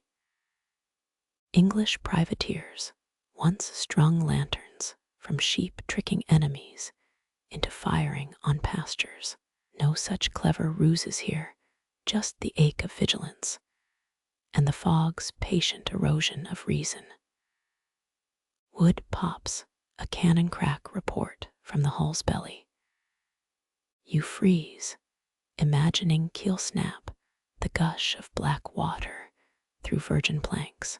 Silence follows, heavy and smug, proving it just the tide's harmless bullying. Lungs expel trapped breath, steaming the air, a ghost made visible then scattered. 5 steps starboard your domain, each plank laid under moon-judged hours. The prow points seaward patient as an arrow notched, but unfired, yearning toward the horizon's lie. Trade galleons carried peacock feathers to ward off drownings, their iridescence angering jealous sea gods. Your ship wears no finery, only tar stains and pride, naked ambition on a shifting plain. Water sloshes in your boots, miniature tides, chilling toes beyond feeling. You consider stripping them off, hurl them ashore. Let bare feet grip damp timber instead.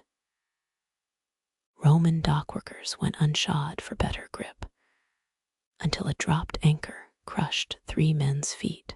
You keep the boots on wet prisons, preferring misery over missing toes. Wind shifts, brief tear in the gray, revealing the mast, spearing upward into gloom. Rigging ropes dangle, seaweed bearded, swaying like hanged men, pardoned halfway through the drop. You touch the mainstay, rope fibers bristling under your palm. A beast's course, pelt, awaiting command. No commands left, just the weight of the fog, and the boots, and the creeping dawn. Your name catches in your throat, unspoken, as unnecessary as anchors in a storm. Who'd hear it anyway?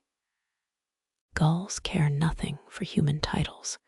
Waves erase syllables upon the shore.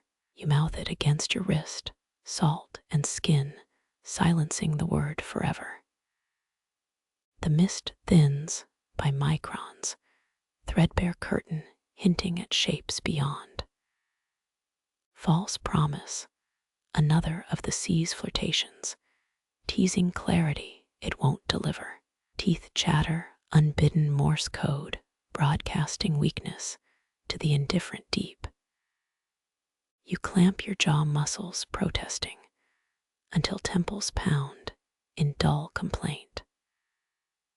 Arctic whalers stuffed their boots with dried moss for insulation against the killing cold. Your own feet might as well be bare against ice. So thorough is the damp's invasion.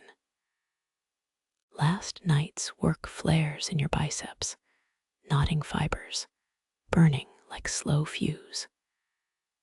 Hands cramp clawing toward palms as tendons remember the adze's relentless heft. Blisters burst hours ago, leaving raw dents, maps of labor's stupid persistence. Fold your arms, tuck fists into armpits, brief animal warmth stolen from yourself. The chill retreats inch by grudging inch before surging back tenfold. Sound dies utterly as the world holds its breath. No gull cry, no wave slap, no dockwood complaint. Even your pulse quiets cowed by the silence, a drum muffled under wool. Breton lore warns of silence before the lady of the drowned appears, her hair kelp thick, her eyes pearl blind. You strain, hear nothing, see nothing, feel nothing, but your own cowardly heartbeat. Then wind rasps the sails, the spell breaks mundanity, flooding back like a bore tide. Lightning scars the eastern sky, pale flicker, too weak for thunder. Summer storms brew at noon here, dawn spits, only weak threats. Grandfather, waving his cane, you count seconds 1, 3, 7, before another sickly flash answers. The mast tilts, starved for open water, straining against moorings that whine like scolded dogs. You brace on the rail, salt rough, wood under your palms, feeling the ship's impatience vibrate up your wrists. Historians still argue whether longship builders or Mediterranean galleys first mastered flexible hull design, wood bending with waves instead of breaking. Your own vessel groans, a living thing eager to prove its worth beyond the shallows. Ropes tremble, dripping fog tears onto the deck, each drop echoing louder than gunshots in this muffled world. You shiver, tunic plastered to your spine, clinging like a jealous lover. 16th century sailors stitched horsehair into their clothes for luck. Your own threads lack such pagan armor. A tremor runs through the keel, planks settling into their final marriage of grain and purpose. The wheel jerks, spinning a quarter turn, though no hand touches its spokes. You watch it, mouth dry as parchment, as it quivers back toward true north. Breton legends whisper of phantom helmsmen guiding widowed ships, shadow crews craving one last voyage. Your fingers hover, not quite daring to interfere, while dawn pales the fog to gauze. Below deck, something thumps, a hollow knock, like a coffin lid loosening. You freeze, remembering tales of drowned stowaways haunting hulls, until proper burial. Reason intervenes, probably just a barrel shifting. Yet your scalp prickles all the same. Tudor captains nailed horseshoes to masts to repel such ghosts. Superstitions, iron teeth, biting back at fear. Wind gusts, sudden and sharp, ripping a tunnel through the mist. For 3 breaths, the horizon clears, revealing the bruised purple promise of deep water. Your lungs fill salt and decay and wildness before the fog slams shut like a tomb door. Ships once carried caged thrushes to test for poisonous air in holds. No songbirds grace your creaking prison. The deck slopes, just a finger's width, toward the waiting sea. Your boots slide, gaining purchase on wet planks, as the whole structure sighs toward freedom. They say Viking longships leaned into waves like wolves, scenting prey. Your Breton craft shares that feral tilt. Knees bend, adjusting to the subtle sway, muscles recalling a lifetime of balance tricks. A gull lands on the bowsprit, cocking its head, one black eye judging your handiwork. You flick a wood curl at it, miss, as it squawks reproachfully. Fishermen claimed gulls carried drowned souls, hence their endless hunger, their screaming grief. This one eyes your ship's joints, as if tallying flaws, before flapping into the soupy air. Tar weeps between seams, golden black, resin sealing your labor against the sea's insistence. You press a thumb against a fresh bead, heat lingering, though morning frost crusts the rails. Phoenicians boiled tar from cedar bark for their legendary ships, aromatic armor against Mediterranean brine. Your own mix reeks of pine pitch and necessity, stinging nostrils with every inhale. The mooring line snaps without fanfare, rope fibers giving up their argument with the tide. The ship lurches, throwing you against the starboard rail, ribs meeting wood with a sickening thud. Pain blooms bright as a lantern as you scramble upright. Wordless noise echoes off the water, half growl, half prayer torn from your throat without permission. Currents grip the hull now, slowly spinning the bow seaward, dock shrinking into a smudge of gray. You stumble toward the anchor chain, its links weeping, rust onto your boots. 9 fathoms down, the iron claws dig harbor mud, last tether to the land. No choice now. You heave the windlass, muscles screaming, as the chain grinds upward link by link. 17th century Amsterdam used windmill power for such drudgery. Your own strength feels pitiful by comparison. Free, the ship pivots, rolling, with the first real wave like a dancer finding rhythm. Deck timbers sing, a chorus of creaks and pops, as the keel kisses deeper water. You clutch the rail, knuckles white, watching your life's work become a creature of wind and salt. Below, propelled by some trick of current, fish swarm silver beside the hull, escorts to oblivion. Horizon flickers again, storm lightning or false dawn. You can't tell anymore. The mast sways, drunk on freedom, rigging ropes, humming a discordant tune. You glance toward shore, nothing but formless gray, where the village once knitted itself against the cliffs.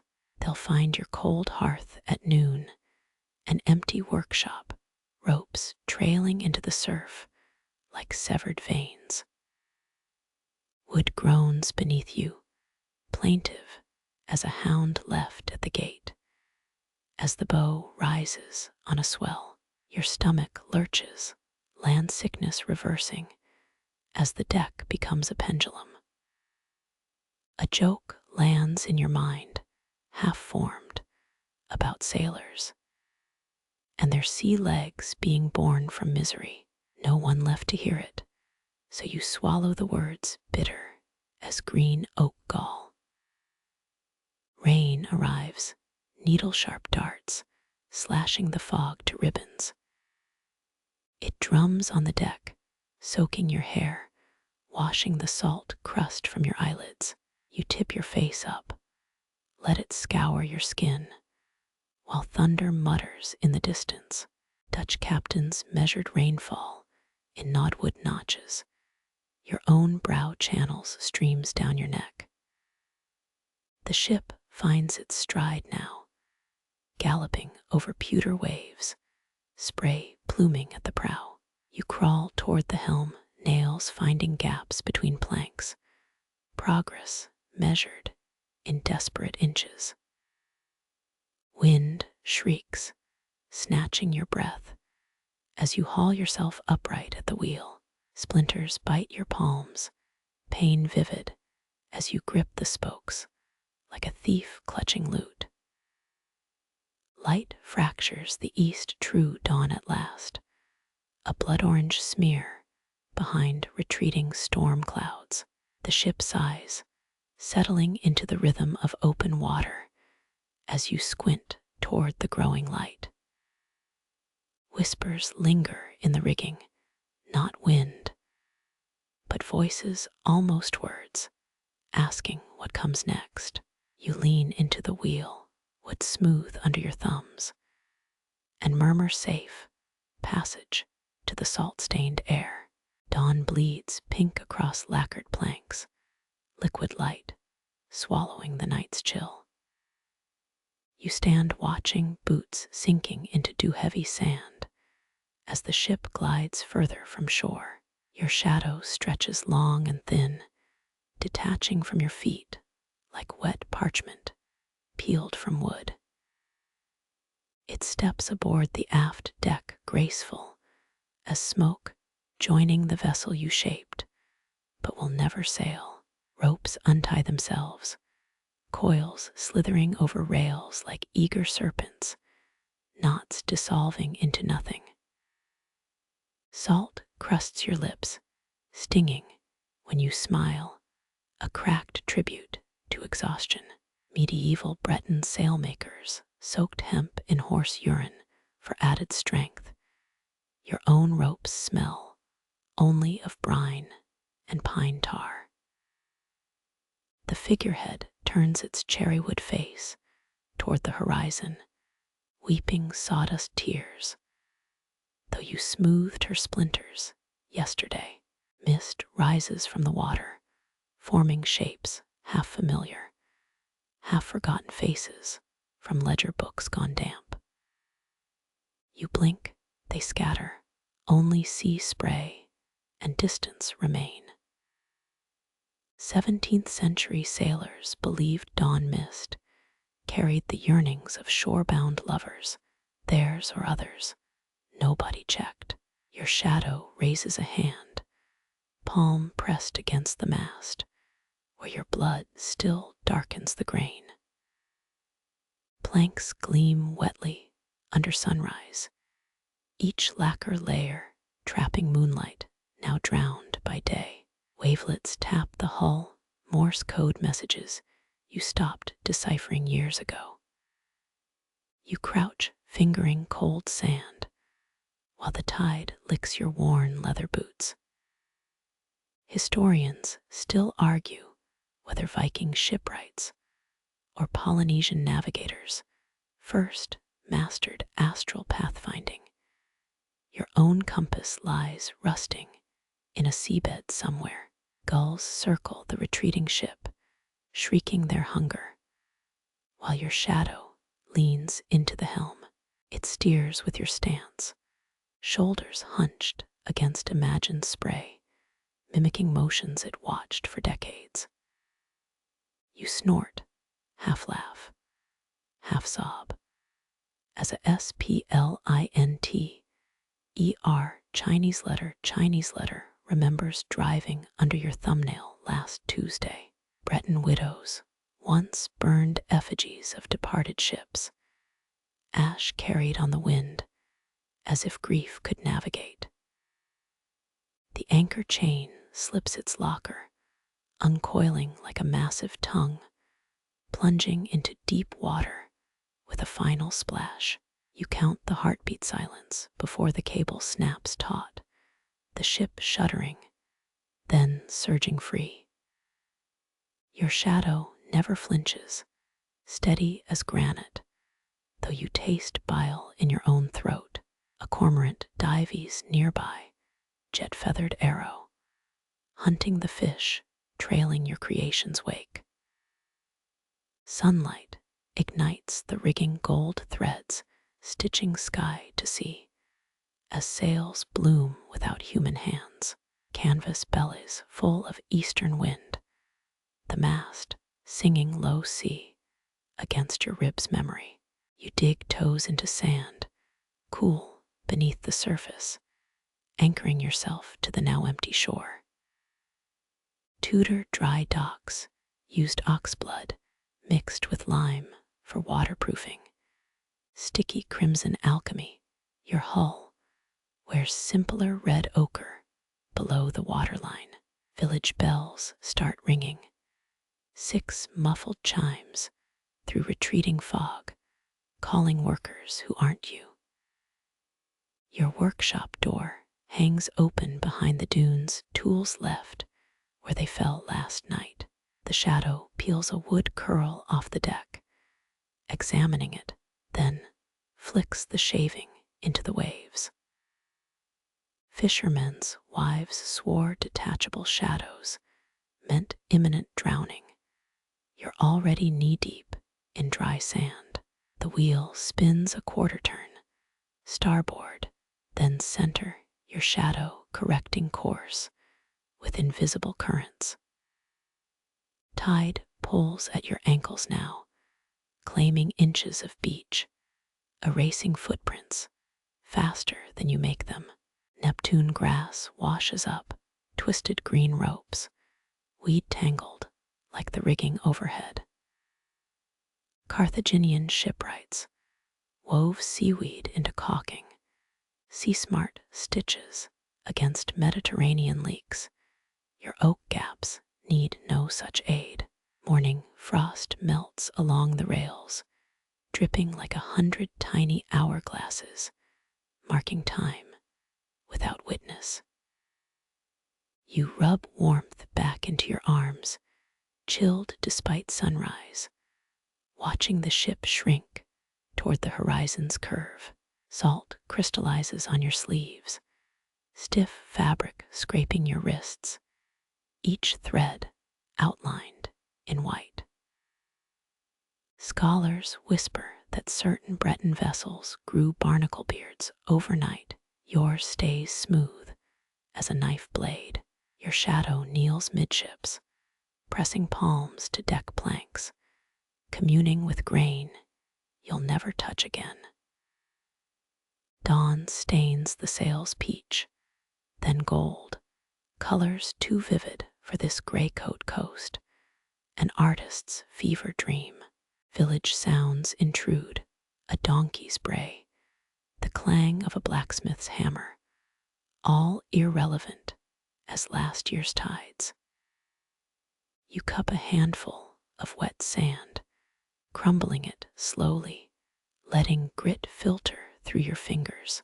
The last rope, the mooring line you knotted yourself, slithers off the bollard and into the sea. It follows the ship like a faithful hound, a dark thread stitching water to water until it vanishes. Your shadow stands at the taffrail, face turned toward open ocean, watching what you cannot. Historians still argue whether ancient mariners feared sea monsters more than starvation.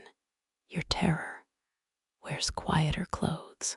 Sun climbs higher, burning off mist, sharpening the ship into a black silhouette on molten silver. You shield your eyes, salt-stung and sleepless, tracking that diminishing shape against the glare. Deck planks flash bright as mirrors, lacquer shouting back at daylight, before distance snuffs them out. Roman shipwrights mixed crushed glass into deck polish for blinding enemies.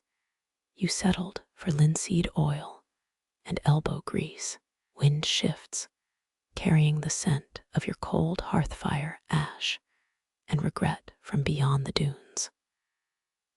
The ship heels starboard, catching a new breeze, canvas straining toward some unfathomable finish line. Your shadow braces, legs wide, a stance stolen from your younger self battling gales in the yard. 17 summers of storms and calms borrowed by this silhouette, this final custodian of your craft. Gulls abandon the ship at last, winging back toward shore, broken escort for a hull that needs no guidance. Waves swallow, the anchor chain's last rattle, submerging final proof of home.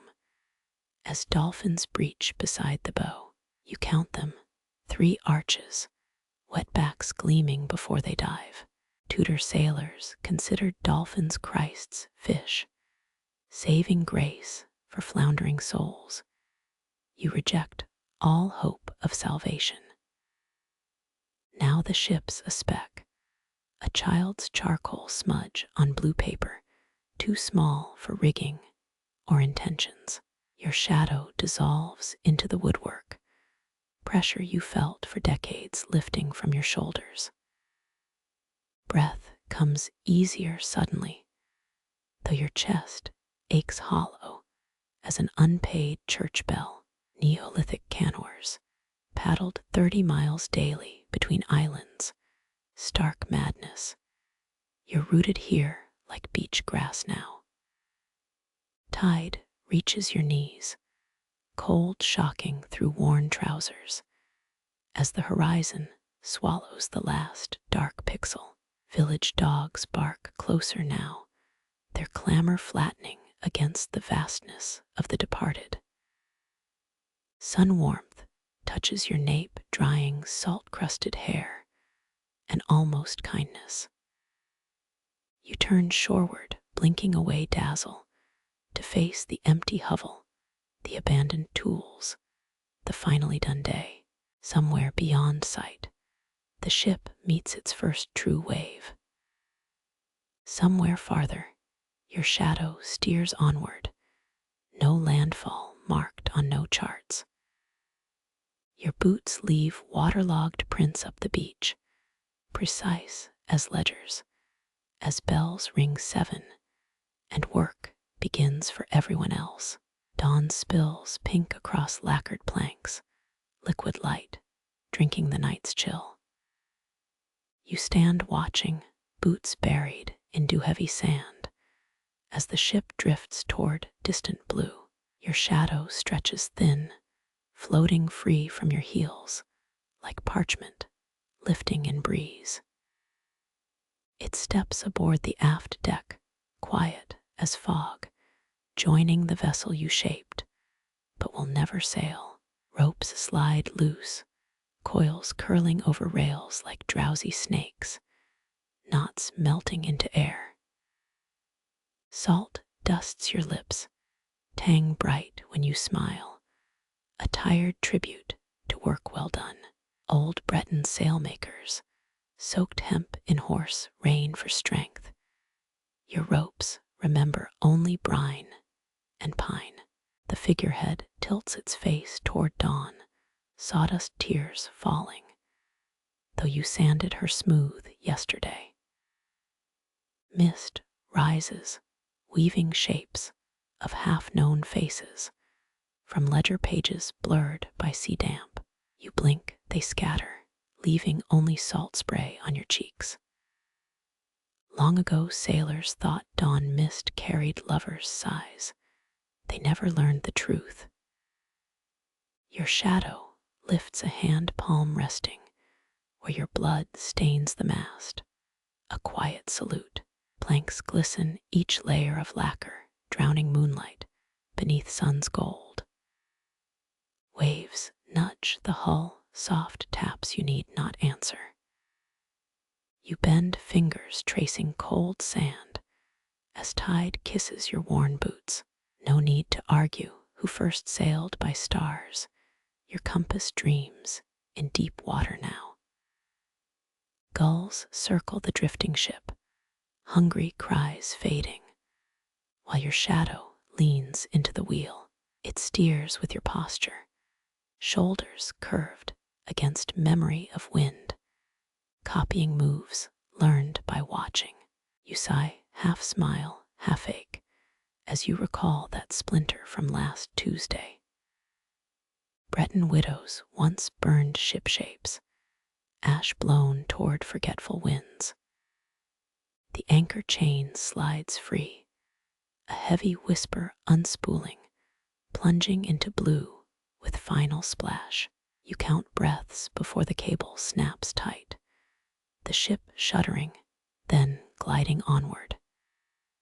Your shadow stays steady, still as stone, while your own throat tightens. A dark bird dives nearby, spear of feathers, hunting fish that chase your creation. Sun lights the rigging, gold threads sewing sky to sea as sails swell without touch. Canvas fills with dawn breath, the mast humming low in your bones. You dig toes into sand, cool layers beneath warmth, rooting yourself to this empty shore. Tudor shipwrights sealed hulls, with oxblood sticky alchemy yours. Wears simpler red beneath the waves. Village bells murmur, 6 sleepy chimes through fog, calling hands no longer yours. Your workshop door waits, open behind dunes, tools resting where night left them.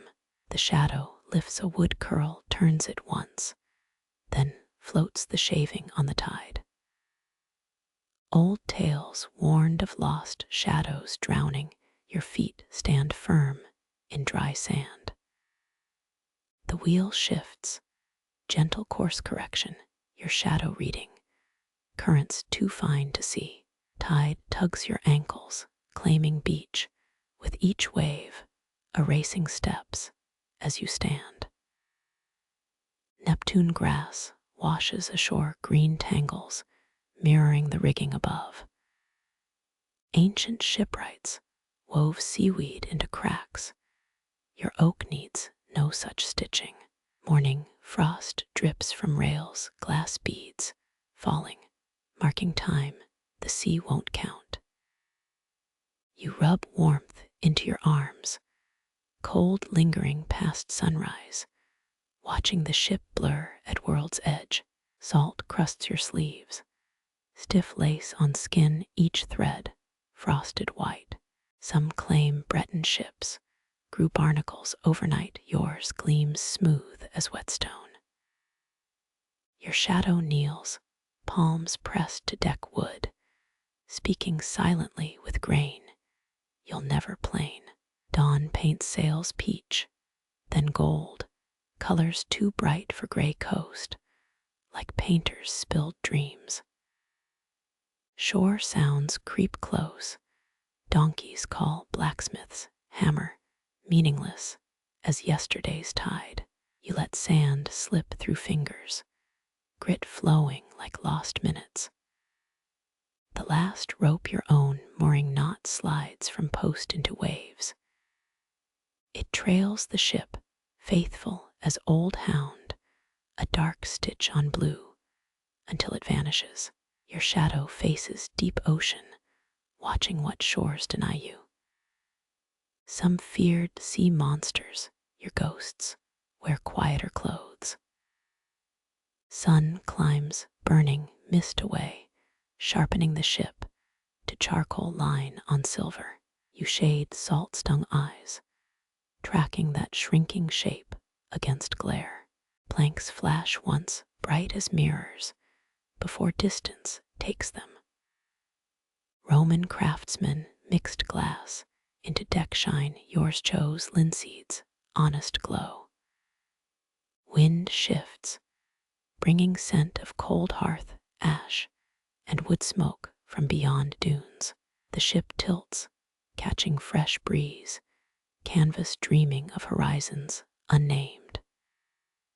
Your shadow plants wide legs, posture stolen from your youth battling gales. Countless seasons borrowed by this silhouette, this keeper of craft's last chapter. Gulls turn back, wings sweeping shoreward, breaking escort for a hull, needing no guide. Waves hide the anchor's last clank, taking final proof of home, while dolphins rise beside the bow. 3 silver arches, wet light flashing, then gone. Tudor men named them holy fish. You need no miracles now. Now the ship's a smudge child's charcoal mark on endless blue, too small for details. Your shadow fades into wood, weight lifting from your shoulders like lifted fog. You breathe, empty-chested, yet light, anchored like beach grass to shifting sands. Tide wets your knees, cold shock through old cloth as horizon swallows the last dark fleck. Dogs bark nearer, their noise flattened by sea's vast silence. Sun warms your neck, drying salt-curled hair, kindness unexpected. You turn landward, eyes adjusting, facing empty shed, silent tools, day finally done. Somewhere beyond sight, the ship meets its first deep wave. Somewhere farther, your shadow sails on charts blank as new parchment. Your boots mark heavy prints up sand, clear as tide lines, as bells ring 7, and others wake to work.